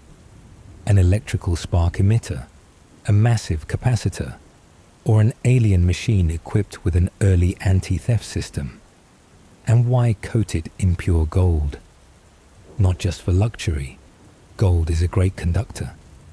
Oh, Elijah's chariot of fire. Was it really fire? The prophet Elijah didn't die. Instead, he ascended into heaven in a chariot of fire, accompanied by strong winds and blinding light. Unclear if ancient Hebrew had a word for jet turbine. But witnesses were sure of one thing. Elijah went up, no metaphor, no symbol, just fire and speed. Ezekiel's four-faced chariot, a biomechanical design. In Ezekiel chapter 1, the prophet sees a strange vision. I saw a great storm from the north, a huge cloud with flashing light, and in the fire was something like glowing metal. He describes creatures with four faces: human, lion, ox, and eagle. They moved with wheels, but wheels within wheels, and each wheel was full of eyes. The entire craft could move in any direction without turning. An unnatural motion, but very familiar if you've seen a spacecraft with 360-degree thrust. And the brightness throughout the vision, almost a glowing plasma halo around the beings, has led many to ask, Was this a prophet's vision, or history's first recorded unidentified flying object sighting? In the 6th century before the Common Era, Ezekiel's description was impossible to imagine with human technology. But if you were an ancient person encountering a biomechanical, divine machine, the only explanation you could give was prophecy. If we connect the dots, could this be a contact log? Now try something simple. String together everything the Bible describes, from guiding pillars of cloud, moving stars, glowing arcs, to fiery chariots and all-seeing wheels. The result? A coherent description of an intelligent flying device with navigation, surveillance, protection, and energy, even lethality. Could this be a scattered record of encounters, forming a full dossier? It's no different from modern unidentified flying object witness reports. Blinding lights, low-frequency sounds, non-turning propulsion, paralysis or death on contact. But ancient people had no term for unidentified flying object. They had only one word: divine. So they wrote the Bible. What did the ancient Israelites see, and what did they call it? If you were living in Canaan in the 12th century before the Common Era and saw a glowing object flying across the desert, you'd call it Yahweh, because that was the only word for something from the sky. In ancient Jewish theology, anything from the sky that could speak, strike, or guide was divine, or an angel. They didn't say, "That's tech." They said, "That's sacred." They had no concept of quantum mechanics, but they had the tent of meeting, a place where Yahweh appeared in cloud and fire, giving commands to move or stop. So if an object today could direct people, illuminate, and hover, what would we call it? And if they did see it, why don't we anymore? Maybe the answer is, we do. We just don't understand. Or maybe they were given direct contact out of necessity, and we today are being watched from a distance. Another possibility?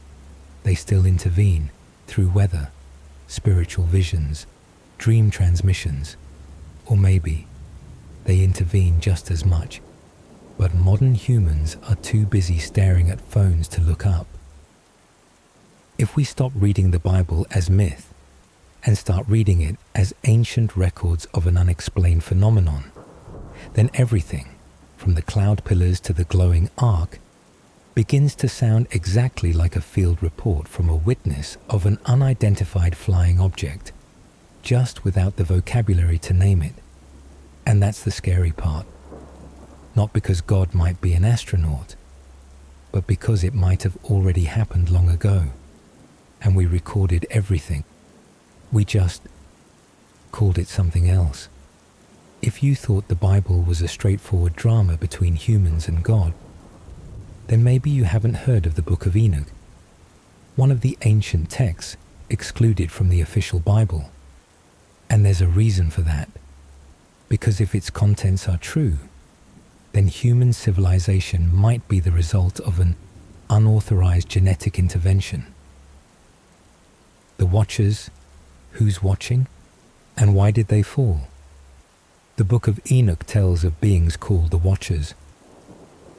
They were assigned to observe Earth from above, with strict instructions not to interfere. Some theories suggest that above here wasn't a mythical heaven, but rather an orbital observation station, something like an ancient international space station with tech far beyond the National Aeronautics and Space Administration. From their mothership, they watched the blue planet, studying behavior, biology, and even human spirituality. And then they broke the rules. Roughly 200 of them fell, not from pride, but from love. They saw human women and fell for them. Then they married them, a scene that might sound beautiful, but behind it was a tragic, intergalactic romance.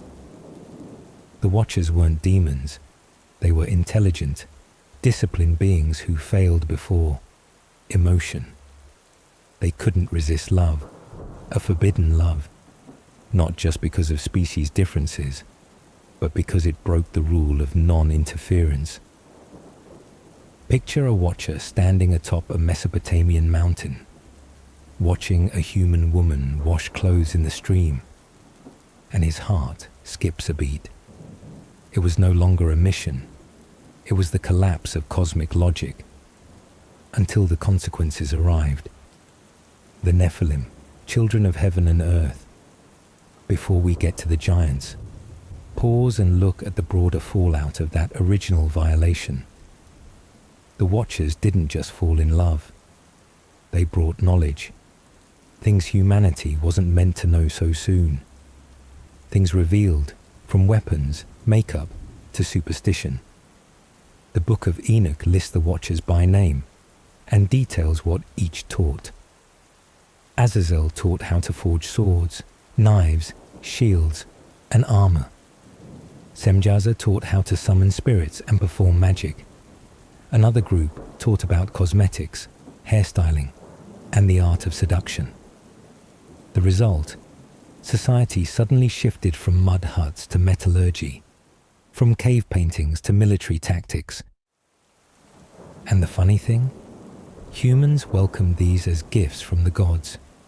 We still use them today, just under different names: technology, beauty, modern warfare. The offspring of this forbidden union were the Nephilim, part god, part human, tall, strong, and uncontrollable. They didn't just live, they dominated, devoured, and drained every resource. The ancients called them giants, but in truth, they were living evidence of interspecies galactic breeding. Think of the rock crossed with an angel, but the height of a brachiosaurus. The Great Flood, a genetic cleanup tool. The world spiraled, the Nephilim waged war. The Watchers taught humanity magic, metallurgy, cosmetics, and combat. Everything mixed into a new society, dazzling, powerful, but unstable. And then, the Great Flood came. Not just rain. It was planetary reformatting, a system-wide genome cache purge, a simple way to wipe illegal biological logs with a global flood. Noah, according to some ancient texts, had an unusual appearance, with bright skin and glowing eyes. Some scholars believe he might have been genetically mixed, but without the mutations of the Nephilim. If so, Noah wasn't just a survivor, he was a preserved patch to reboot Earth's biology. Nephilim, were they wiped out? Not everyone believes the Nephilim went extinct. From legends of giants in Afghanistan and Ireland, to skeletons over 10 feet tall that quietly disappeared from museums, all suggest one theory: their bloodline never fully died. Who knows? Part of them might be in you, or at least in those National Basketball Association players over 7 feet tall, moving like jungle cats, and God, or someone, hit reset. The world spiraled. The Nephilim waged war. The Watchers taught humanity magic, metallurgy, cosmetics, and combat. The result? A civilization beyond limits, and on the brink of collapse. And so, the Great Flood happened. Not just to erase human sin, but to erase forbidden hybrid beings and the angels who broke the rules. If true, Earth was once a lab shut down by pulling the plug. And Noah, not just a righteous man, but the final clean genome preserved during a global system reset. The question remains, if it all really happened, will the Watchers return? Are the Nephilim still alive, hiding in the DNA of someone nearly 8.5 feet tall? the bigger theory, maybe the genetic intervention never stopped, and you are part of the aftermath. When spacecraft hide inside mythology and religion, if you think only the Bible contains traces of unidentified flying objects, then perhaps you haven't looked far enough. Because it seems every ancient culture has stories of flying objects, not just one, but dozens. Not by coincidence, but as a form of global memory. Ancient India, Vimanas, flying machines capable of destroying the world. In the epics Mahabharata and Ramayana, there are frequent appearances of flying vehicles called Vimanas. Vimanas not only could fly, they also had the ability to become invisible, fire sound-based weapons, and were controlled by thought. One passage describes a battle where a weapon creates a brightness as dazzling as 1,000 suns, incinerating everything for miles around. Sound familiar? It could be a description of nuclear weapons from 3,000 years before the Common Era. Some passages describe gods descending from the sky in shining vehicles, landing on mountaintops, and when they departed, they left burn marks, loud sounds, thick dust clouds, and no one dared touch that land again. Buddhism and the Devas, gentle but non-physical beings. In many Buddhist scriptures, there is the concept of Devas, beings that live in heavenly realms. Devas fly without wings, can shapeshift, read human thoughts, and especially do not need to eat. They absorb light and energy. Some Devas descend to the human world to teach morality, sometimes appearing only as light, sound, or a dream. From a ufological perspective, this could be a description of interdimensional entities or non-material extraterrestrial intelligences. The halo symbol, could it be light trails from energy? Have you ever wondered why gods and saints always have a bright halo behind their heads? From Devas in Buddhism, Christian angels, to Hindu gods and Gandhara era Buddha statues, everyone has a glowing disc like a shining spacecraft. Could it be that our ancestors were depicting a visual phenomenon, such as reflected light from a high-energy flying object? Perhaps, to an ancient person without technological language, a moving glow that emitted light was a divine halo, and that symbol, instead of disappearing, was preserved for thousands of years in paintings, stone carvings, and manuscripts. Egypt, the god Ra and the flying sun disk. Ra, the sun god, is often depicted riding the sunboat that flies across the sky each day. It's not just symbolic. Many records describe Ra descending to earth, battling the giant serpent Apophis, and carrying enough energy to scorch the land. Some symbol decoders argue that the sunboat is no different from a flying disc in modern imagination. Scorch marks, when gods leave, the land stops living. Some carvings from the 18th dynasty describe Ra landing in the desert, leaving burn marks, beams of light, and areas around which no vegetation would grow for years. People called it sacred ground, and no one dared step in. But today, through a UFO lens, that looks like a low radiation zone, or a space scorched by ionized energy. If you've read modern UFO witness reports, bright light, ringing ears, trembling air, Ra's image doesn't seem that different. Greece, Zeus, and lightning bolts from the sky.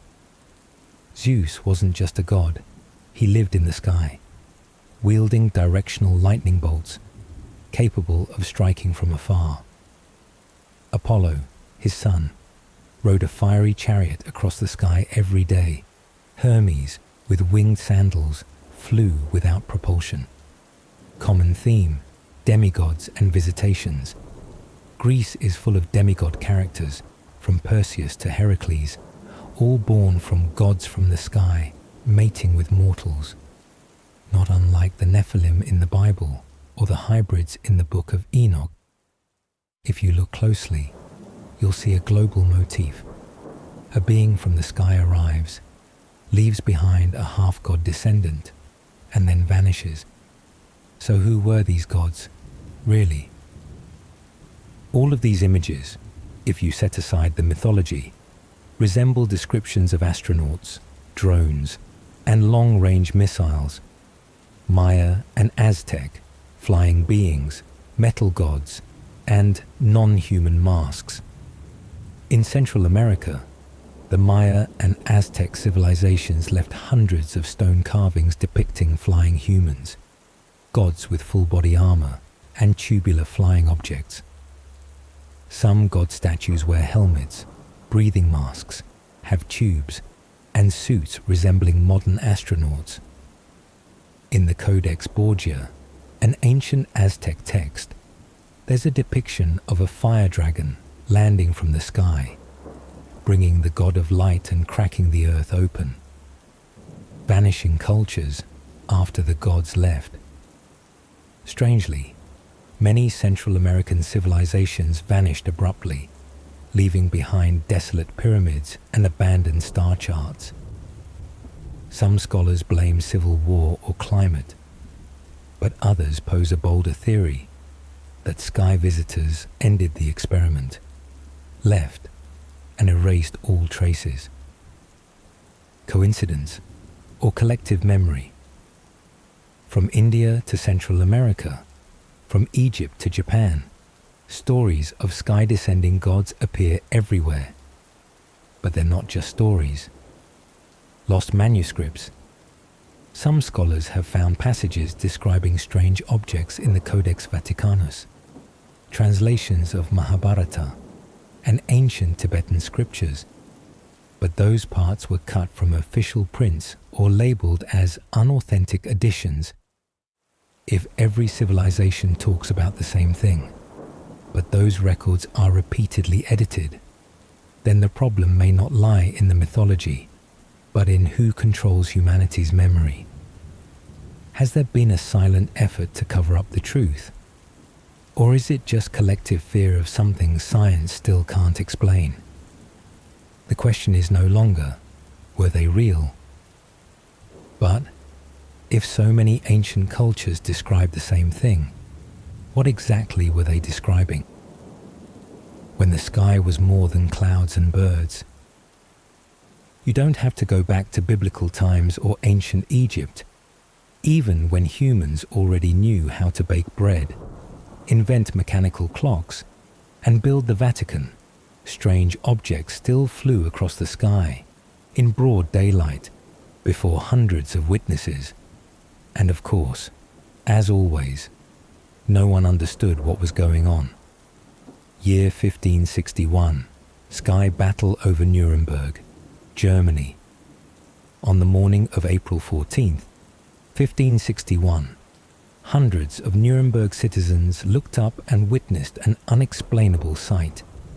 According to a woodcut by Hans Glasser, a living witness, dozens of cylindrical, spherical, and cross-shaped objects flew in the sky, collided with each other, and exploded. Some objects fell to the ground in red fire. People described black smoke, loud explosions, and a terrifying end-of-world feeling. The woodcut also shows a large central cylindrical object, surrounded by smaller satellites, moving in formation before bursting. This image reminds many of modern phenomena, like the Phoenix Lights in 1997 in Arizona, United States, where thousands of civilians and even military pilots witnessed giant triangular objects hovering silently. Could what happened in Nuremberg have been not a one-time phenomenon, but some kind of technical malfunction from the other side? The Vatican stayed silent. Local authorities, made a woodcut and passed it down. Year 1566, the city of Basel. Switzerland sees the dance of the Black Suns. 5 years after Nuremberg, in Basel, a peaceful town on the Rhine River, people again saw dark spherical flying objects, moving like fireflies across the sky. They flew back and forth, merged, separated, then vanished in thunder without clouds. Again, the phenomenon was woodcut.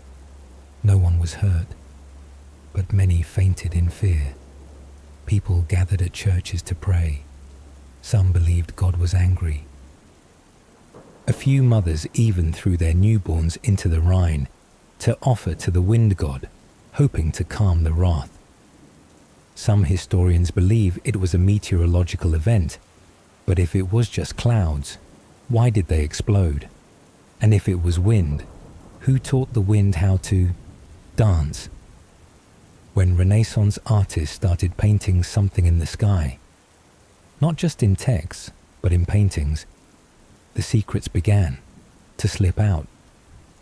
In the Madonna with Saint Giovannino, circa 15th century, behind the central figure is a glowing circular object flying in the sky.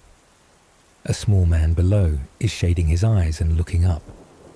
In The Baptism of Christ by Ayer de Gelder, circa 1710, above Jesus' head is an oval-shaped object emitting light downward, looking exactly like a spotlight from an unidentified flying object. In The Crucifixion at Visoki Dekani Monastery in Kosovo, circa 14th century, two beings are shown piloting capsule-like ships, flying in opposite corners of the scene. Or in La Tebaide by Paolo Uccello, a glowing red dot, similar to a small flying object, hovers above the Nativity. No one knows why the artist painted these. Before hot air balloons, before airplanes, before satellites.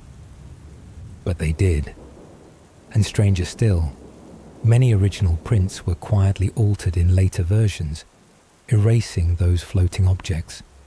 Maybe they really saw them, or saw something we've forgotten. Maybe it was clouds, maybe meteors, or maybe a collective memory of beings who once came, once flew, and once left their mark. A modern theory proposes these weren't physical objects, but projections from another dimension, like how laser beams into fog create a floating image you can't touch. If so, then these flying objects need no engines, no fuel. They're simply waves of light data, beamed from somewhere beyond the third dimension.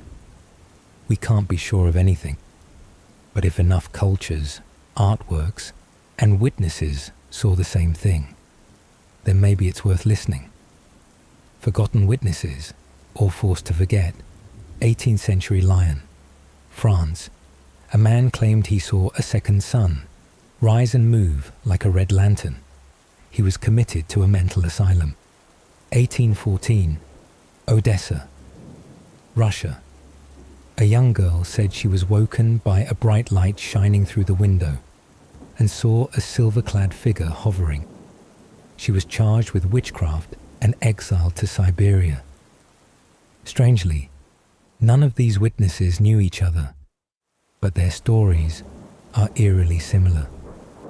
Suppose everything we've seen, lights in the sky, explosions, hovering objects, ancient descriptions, wasn't random. Suppose there's a purpose. So the question is, why did they, or it, come here? Surveillance. We're being live-streamed without knowing it, like ants in a glass jar. Every action, sound, war, celebration, birth, all recorded. You think you're alone at night, but maybe someone's watching you through a frequency layer, biological, social, and emotional data, collected for analysis. No interference, just documentation. The Bible calls them the Watchers. The Mayans called them the Rememberers. Modern folks call it a quantum surveillance grid, genetic experimentation. Are we an alien biological project? If you've read the Book of Enoch or studied the Nephilim, you know, something is off about human genetics. It seems modern humans had a sudden evolutionary leap in a suspiciously short time, and celestial beings once mated with the daughters of men. Maybe we are the hybrid product of a long-running experiment.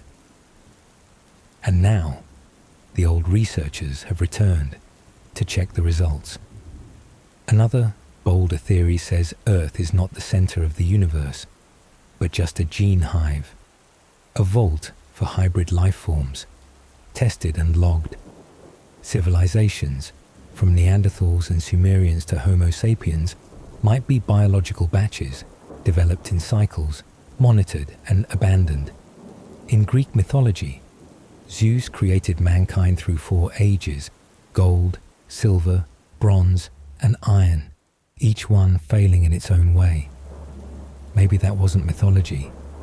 Maybe it was a lab report from an extraterrestrial research and development department. Spiritual evolution, by planting seeds, then disappearing. No direct interference, just sowing knowledge into those willing to listen. Philosophers, scientists, dreamers. Like Socrates said, "I hear a voice within, it never speaks wrong." Or Pythagoras, who claimed he was taught by one not of this world. It's as if each leap in human thought had someone quietly standing behind it. Some researchers believe dreams, flashes of inspiration, or even trance states are channels for receiving spiritual data. Nikola Tesla said he didn't invent. He received Kekulé, the chemist, dreamt of a snake eating its tail, and discovered the benzene ring. So are we, downloading ideas from a knowledge cloud that isn't earthly. Warnings, gentle taps before it's too late. They've seen civilizations self-destruct: Sumer, Lemuria, Atlantis. Now they return.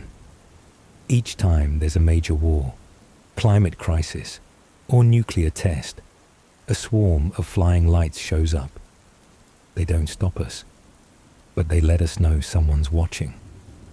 From the 1960s to today, hundreds of unidentified flying object sightings near nuclear missile sites have been recorded. From the United States to Russia, where launch systems were disabled in seconds. Maybe they're intervening quietly, or just patting humanity on the shoulder when we reach for the red button. If that's true, then we're surviving on the patience of beings who never sent a reply. And if we still don't get it, then maybe we deserve the ending. Triggering ancient memory, awakening through dreams. Some people dream of lights, of a home not on Earth, of music that doesn't exist in this world. Maybe they're seeds left behind from past lives, waiting for the right frequency to switch on. Some near-death experiences, hypnotic regressions, or deep meditations lead to the feeling of returning to a place known but never visited. Images of flying discs, glowing orbs, vibrating sounds, all appear like memories from another lifetime. Maybe they're not here to speak through language, but to stir something inside us that's been asleep for thousands of years. So why do unidentified flying objects come here? Or do they even have a purpose? Maybe we've assigned purpose to something that doesn't care about us at all. Like when you drive over an anthill. You don't hate the ants, but you're not here to have a chat. The universe may be so vast that we are just a background glitch on someone's radar. And if that's true, then all this speculation is just us talking to ourselves. Maybe it's just a gentle tap on humanity's skull, asking, "Do you remember anything?" In the time of the Old Testament, The Jews had no word for unidentified flying object, no radar, no binoculars, no astronauts live streaming from the International Space Station on TikTok. But they did have a system of theological symbols, where every strange phenomenon was seen as a manifestation of Yahweh or his angels. They lived in a universe where anything incomprehensible was supernatural. Pillar of cloud and pillar of fire, not fireworks. When the Jews left Egypt, they were guided by a pillar of cloud by day and a pillar of fire by night. Book of Exodus, chapter 13, verse 21. An object that glowed, hovered, moved with intention, and even chose when to appear. To ancient Jews, this was the presence of Yahweh. But if we rephrased it in modern language, there was a conscious light source, capable of leading, turning off, and on. Sounds a lot like some kind of low-energy surveillance aircraft. The Ark of the Covenant, technology or sacred object. This wasn't just a wooden box containing scriptures. The Ark of the Covenant could kill upon touch, made noises, was covered in gold, and was carried with strict rules as if it conducted high-voltage electricity. In 2 Samuel chapter 6, verse 7, Uzzah merely touched the ark and was struck down by God and died. Some unidentified flying object researchers believe the ark was an electronic device, possibly an energy transmitter or a communications encoder. Some non-canonical texts even say the ark was opened and examined, and that priests had to wear special gear to approach it. This has led to speculation. Was this a radioactive high-voltage device, or a machine that required a spiritual technician to operate? Ezekiel's vision, a blueprint for a spaceship. In the book of Ezekiel, the prophet describes a vision.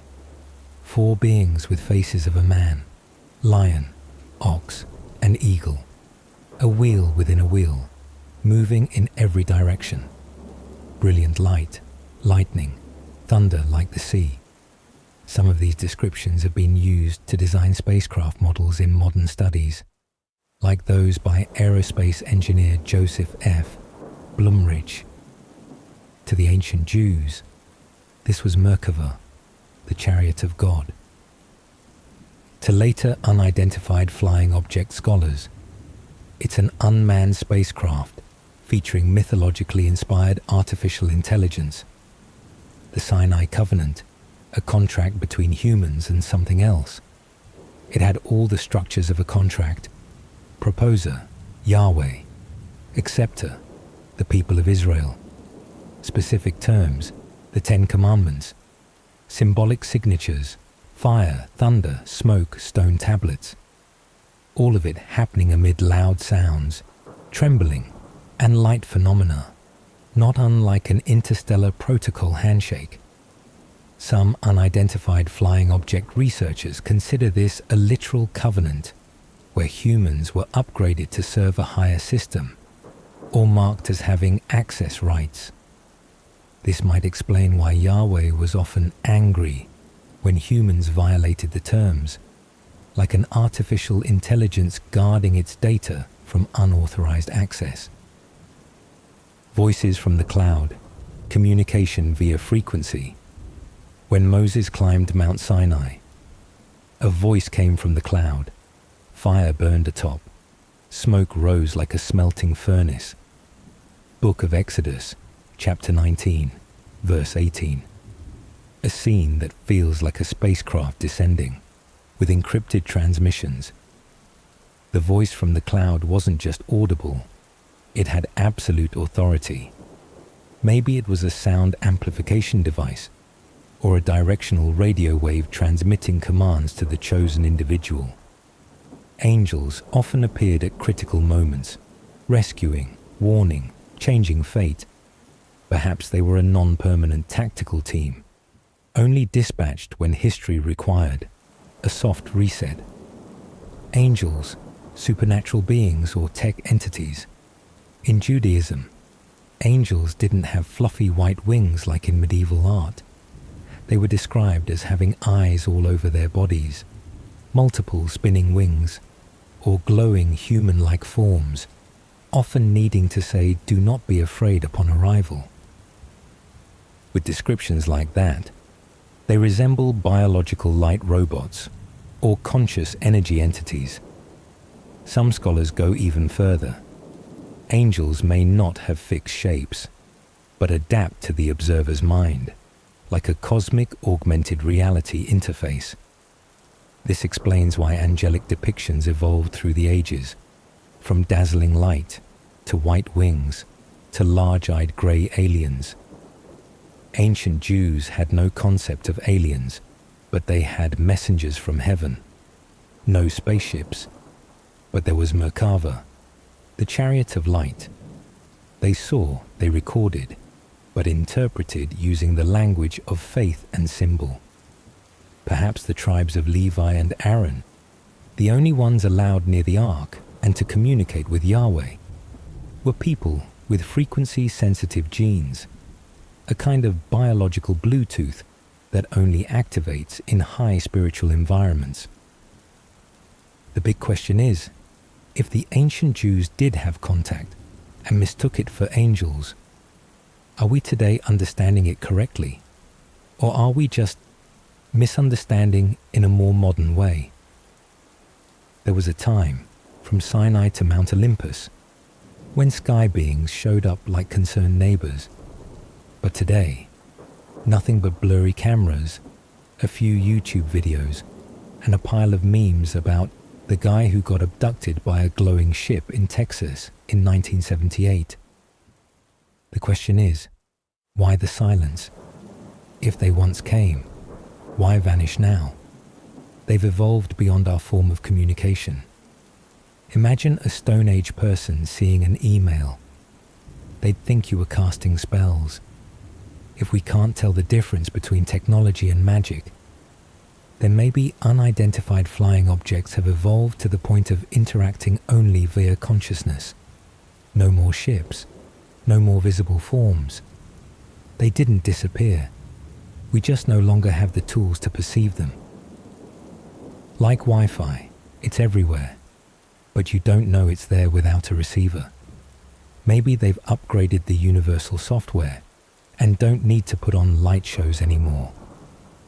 Non-interference law, the cosmic prime directive. If you've seen Star Trek, you know the first rule. Do not interfere with civilizations that haven't developed enough. Like trying to teach calculus to chickens. Maybe they're observing, but bound by a higher interstellar code of ethics.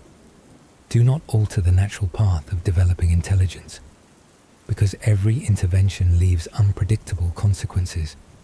And maybe they've helped before, gently. A sentence, a book, a spark of inspiration, then quietly stepped away. We are an open experiment. The sample must not be touched. If you're a scientist, you don't mess with a running experiment. Earth might be an open lab. An open intervention would ruin everything. Ancient civilizations could have been test A, B, and C, and we are version D. Once the sample is set, observation must remain strict. If they showed up today, it would be like a scientist walking into a lab full of mice and shouting, "Hey, little fellas." Not effective, not logical, and completely unscientific. They're here, but only to those who've unlocked perception. Another hypothesis, more romantic, yet more haunting. They appear only to those who have reached a matching state of consciousness. You don't see them, not because they aren't there, but because you're not in tune. Those who've had out-of-body experiences, vivid dreams, or strong spiritual phenomena might have brushed the window of interaction. If you don't remember, maybe you've met them, but the memory was encrypted or compressed. like waking up only remembering the light, without being able to name the emotion you just lived. They tried once, and it went poorly. Maybe, once, long ago, they revealed themselves clearly. They brought knowledge, symbols, language, star maps, and ideas of life after death. But humans didn't use that knowledge for peace. They built temples, formed sects, founded nations, and fought in the name of messages from heaven. Maybe they tried and left disappointed, because humans have a tendency to turn every truth into dogma, and every dogma into a reason to kill. So the silence isn't because they stopped caring. It might be because they once cared and learned the cost. Interventions did happen, but in the deep past, like a stone thrown into a lake, you only see the ripples, not the hand.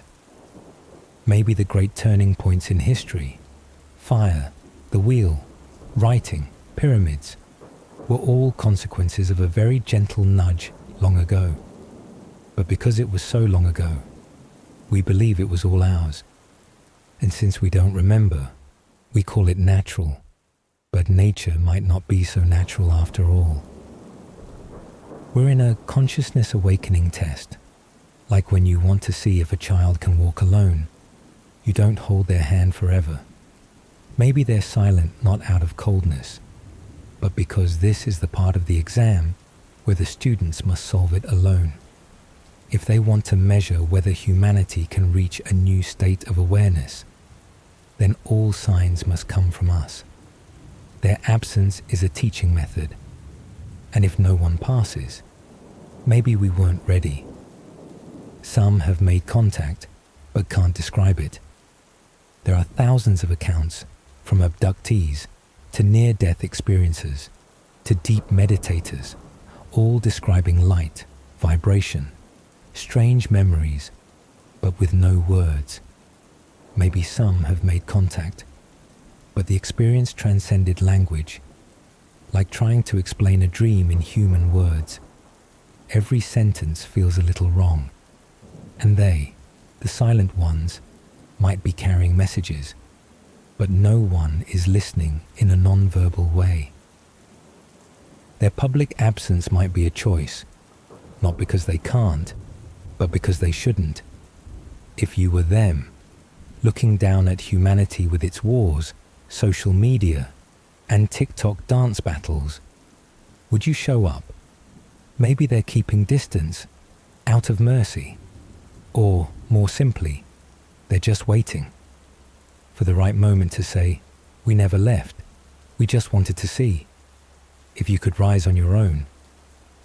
Let's be honest, we laugh at ancient beliefs that clouds were horses, stars were gods, and thunder was heaven's fury. But have you ever wondered, 2,000 years from now, will our descendants look back at this age and shake their heads? Because maybe we're the ones getting it wrong, just not smart enough yet to realize it. They called them gods. We call them unidentified objects. The ancients had no radar, no quantum physics, no concept of other galaxies. Anything that came from the sky, they called a god. Anything that shone, flew, or made strange sounds became a religious symbol. But today, we do the same thing, just with different words. Instead of angels, we say aliens. Instead of divine light, we call it an unidentified flying object. The names change, but the essence remains. Awe before the unexplainable. We're studying the universe through a microscope, but forget to study ourselves. In the modern world, we tend to separate technology and spirituality, as if one belongs to science and the other to superstition. But maybe both are just two halves of a yet unfinished process. Spiritual experiences, intuition, dreams, that feeling of knowing something without proof, might actually be a form of data. not transmitted through the internet, but through frequencies we've yet to measure. We're building artificial intelligence, but still don't understand what natural consciousness is. Physicists can describe the structure of photons, but can't define consciousness. We send spacecraft to Mars, measure gravitational waves, map the human genome, but we can't agree on the definition of a soul. Maybe the ancients were wrong to think the soul flies up to heaven, but maybe we're also wrong to believe the universe is nothing but matter and math.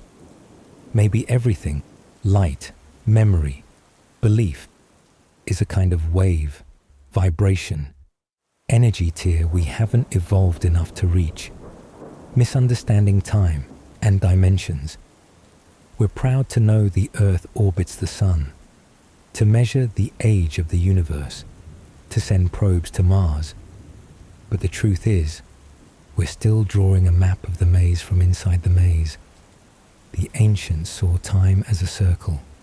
Seasons come, seasons go, death then birth.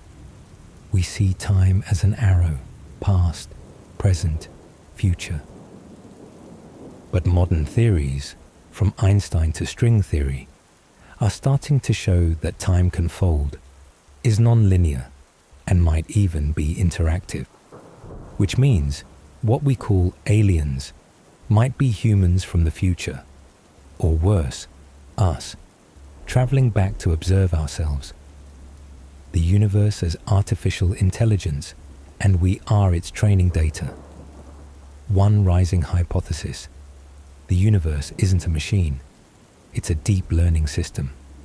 Just like artificial intelligence learns by repeating millions of times, the universe might be learning about itself through every human action, feeling, and decision. If so, every tear, every smile, every mistake is a line of code refining the consciousness of the cosmos. The ancients saw the universe as created by a god. We see the universe as a simulation. Maybe both are true. The greatest mistake is thinking we're no longer mistaken. If history teaches us one thing, it's this: every generation thinks it's the pinnacle. Galileo's era believed they had finally understood the universe. The first generation of computers thought they were the gods of information. And today, we think ChatGPT, satellites, and painkillers are the peak of civilization. But maybe that belief is the biggest mistake of all. Misunderstanding is humanity's destiny, but the willingness to admit we're wrong, that's the only thing that keeps us evolving. The ancients saw time as a circle. Seasons come, seasons go, death then birth. We see time as an arrow, past, present, future. But modern theories, from Einstein to string theory, are starting to show that time can fold, is non-linear, and might even be interactive. Which means what we call aliens might be humans from the future, or worse, us, traveling back to observe ourselves. The universe isn't just space, it's meaning. The ancients misunderstood the universe as God, but we misunderstand it too, by seeing it as just a machine. Because the universe doesn't operate like a clock, it moves like a poem. It doesn't just have gravity, it has beauty. Not just the Big Bang, but a reason why there's something, rather than nothing. Maybe what the ancients called God wasn't a bearded old man in the clouds, but the universe itself, observing itself through your eyes. Misunderstanding is destiny, but also the beginning. The ancients thought they were the center of the universe. So do we, only now, the center of technology. But maybe misunderstanding isn't a flaw, it's the only way we evolve. And if today everything feels blurry, chaotic, and unsure, just remember, the fog is always thickest, right before sunrise. A question has quietly burned in the minds of theologians ever since the first telescope was lifted to the sky. If there are intelligent beings beyond Earth, did God create them too? And can they be saved? What seems like a distant science fiction question is actually the crossroads between faith and cosmology. And it's not just the stuff of fiction. It has been a serious theological debate since the 13th century. If God created the entire universe, why choose only humans? What if, around the year 30 of the Common Era, while the apostles were praying in the desert, a glowing disc-shaped object appeared in the sky, silent, hovering, then vanishing? Would they call it an angel, a vision, or the glory of God made manifest? The language of that era had no terms like unidentified flying object or spacecraft. They only had religious symbols to explain the unknown. And that's not their fault. That's how all early civilizations interpreted things. The Bible says, we are made in the image of God. But what if there's another species, 3 eyes, green skin, no Latin? Were they made in that image too? Since the Middle Ages, some theologians have proposed that an all-powerful God could have created many worlds with rational beings. The question isn't whether God could, but whether humans are ready to expand their faith to accept that. Did Jesus have to visit every planet and be crucified each time? The Bible doesn't mention aliens, but it doesn't deny them either. It simply tells the redemption story of one planet, not the whole galaxy. So some scholars believe there may be millions of other Bibles being written on other planets. A question that sounds like a joke has stumped many theologians. If there are millions of civilizations, did the Savior have to take on every species form and suffer how many times? Some argue Christ's sacrifice is a cosmic event beyond geography and genetics. Like light, universal, requiring no translation. Others believe if other civilizations never sinned, then they don't need saving. They didn't eat the forbidden fruit. They don't need Christ to die in their place. The Church has spoken, but cautiously. For over 1,000 years, the Christian Church avoided the question, if aliens exist, do they have souls? Not because it was too bizarre, but because it was too complex theologically. In 2008, Vatican astronomer Father José Gabriel Funes stated that believing in extraterrestrials does not contradict Catholic faith. He said, if God created other beings, then they are our brothers too, other creatures of God. And rather than weakening faith, this belief could expand our humility. Still, the Vatican has yet to officially update doctrine on the matter. Maybe they're still waiting for a confirmation email from the Alpha Centauri system. We might be their aliens. If another species looked at Earth, saw us waging war, destroying forests, creating artificial intelligence to make dog-talking memes, would they think, this is the wild child of the cosmic family? Some progressive theologians say, the real question isn't whether they have souls, but what soul even means, and who gets to define it. Maybe the soul isn't exclusive to carbon, or DNA, or Latin. Maybe a civilization out there is praying for us, because they see us like a toddler playing with knives, full of potential, but dangerously immature. If God is light, then the universe is a church with no walls. Faith doesn't fear science. Faith only fears its own limits. If you believe love needs no borders and souls need no DNA code, then life beyond Earth is not a threat to faith. It's proof that divine love is greater than we imagined. If God is light, then every star is a candle on the altar of the cosmos. And if there's a civilization out there, gazing at Earth through a telescope, maybe they're wondering too, if God created the entire universe, does He understand us too? Faith doesn't fear questions. Faith only fears being caged. If you believe in love, in sacrifice, in a sacredness beyond flesh, then life beyond Earth doesn't shrink God. It makes Him infinite. And if there's a civilization out there, gazing at Earth through a telescope, maybe they're wondering too, if God created the entire universe, does He understand us too?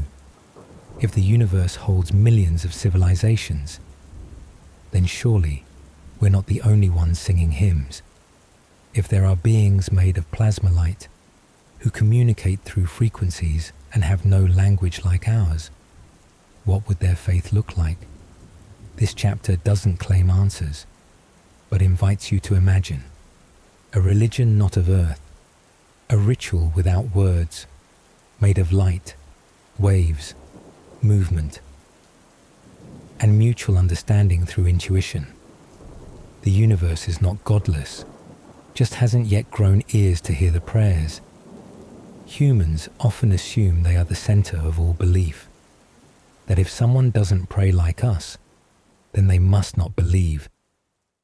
But what if other civilizations had faith millions of years before us? Maybe they don't say God, but resonate a sacred frequency. No cross, but a floating mandala of light in space. No churches, because a supernova explosion is the sacred rite. Their rituals may have no text, but carry memories of light. Imagine a civilization with no vocal cords, no hands to make the sign of the cross, but the ability to share memories and emotion through energy fields. A ritual with no words, just the opening of hearts to something holy within. They don't pray by the hour, because time to them is spiral. They don't divide into denominations, because outsiders don't exist in a religion big enough. Cosmic religion may not be built on fear, but on wonder and love. On Earth, many religions begin with fear, fear of wrath, of hell, of sin. But what if a civilization had evolved beyond fear? What would their religion be rooted in? Maybe gratitude for simply existing. Maybe listening to the universe and other dimensions. Maybe interstellar forgiveness for acts we'll never fully understand. And if we were invited to their ceremony, would we understand any of it? Their faith might be a cycle of light rhythms, with no doctrine, just synchrony of vibration across dimensions. A flicker of violet light could be their Amen. A long silence might be meditation among stars. If we attended the wedding of two plasma beings, it might look like spectral blending, like two stars colliding, merging orbit, and glowing twice as bright. Would we understand? Or would we return to Earth and write, "They got married using Doppler effects"? Perhaps we are the ones being evangelized, while we still imagine ourselves sending the first messages from telescopes in Puerto Rico, golden Voyager discs, or Carl Sagan's dreams, perhaps long ago. We were already on the receiving end. A civilization out there, advanced, wise, sacred, might be sending waves toward us as patiently as a teacher reaching a noisy classroom. And those streaks across the night sky, maybe not meteors, but a gentle knock on the door. Faith that travels through space, a wave we haven't measured yet. Maybe faith needs no words, no temple, only a shared frequency. Some theological physicists, yes, they exist, propose that consciousness and belief might be waves, like gravitational waves, traveling undiminished across the cosmos. Each being who questions their existence is already vibrating at a sacred frequency. Maybe a prayer sent from a gaseous, wide-eyed being on a planet 6 million light-years away still reaches us. A soft sigh echoing across cold space. And if that's true, then the universe has been praying all along. We just haven't grown ears sharp enough to hear. The universe may have prayed for eons. We just never learned to listen. If faith is connection, then every being that knows love is a believer. If religion is the lullaby of the cosmos, then every star is a note in a sacred hymn not yet named. And if some distant civilization is looking toward Earth, maybe they're not here to invade, but to invite us to a ceremony, a ritual with no language, but full presence, no winged angels, but waves in resonance, no faith that is correct, only different ways of saying, I am here, I am listening, and I too long for something sacred.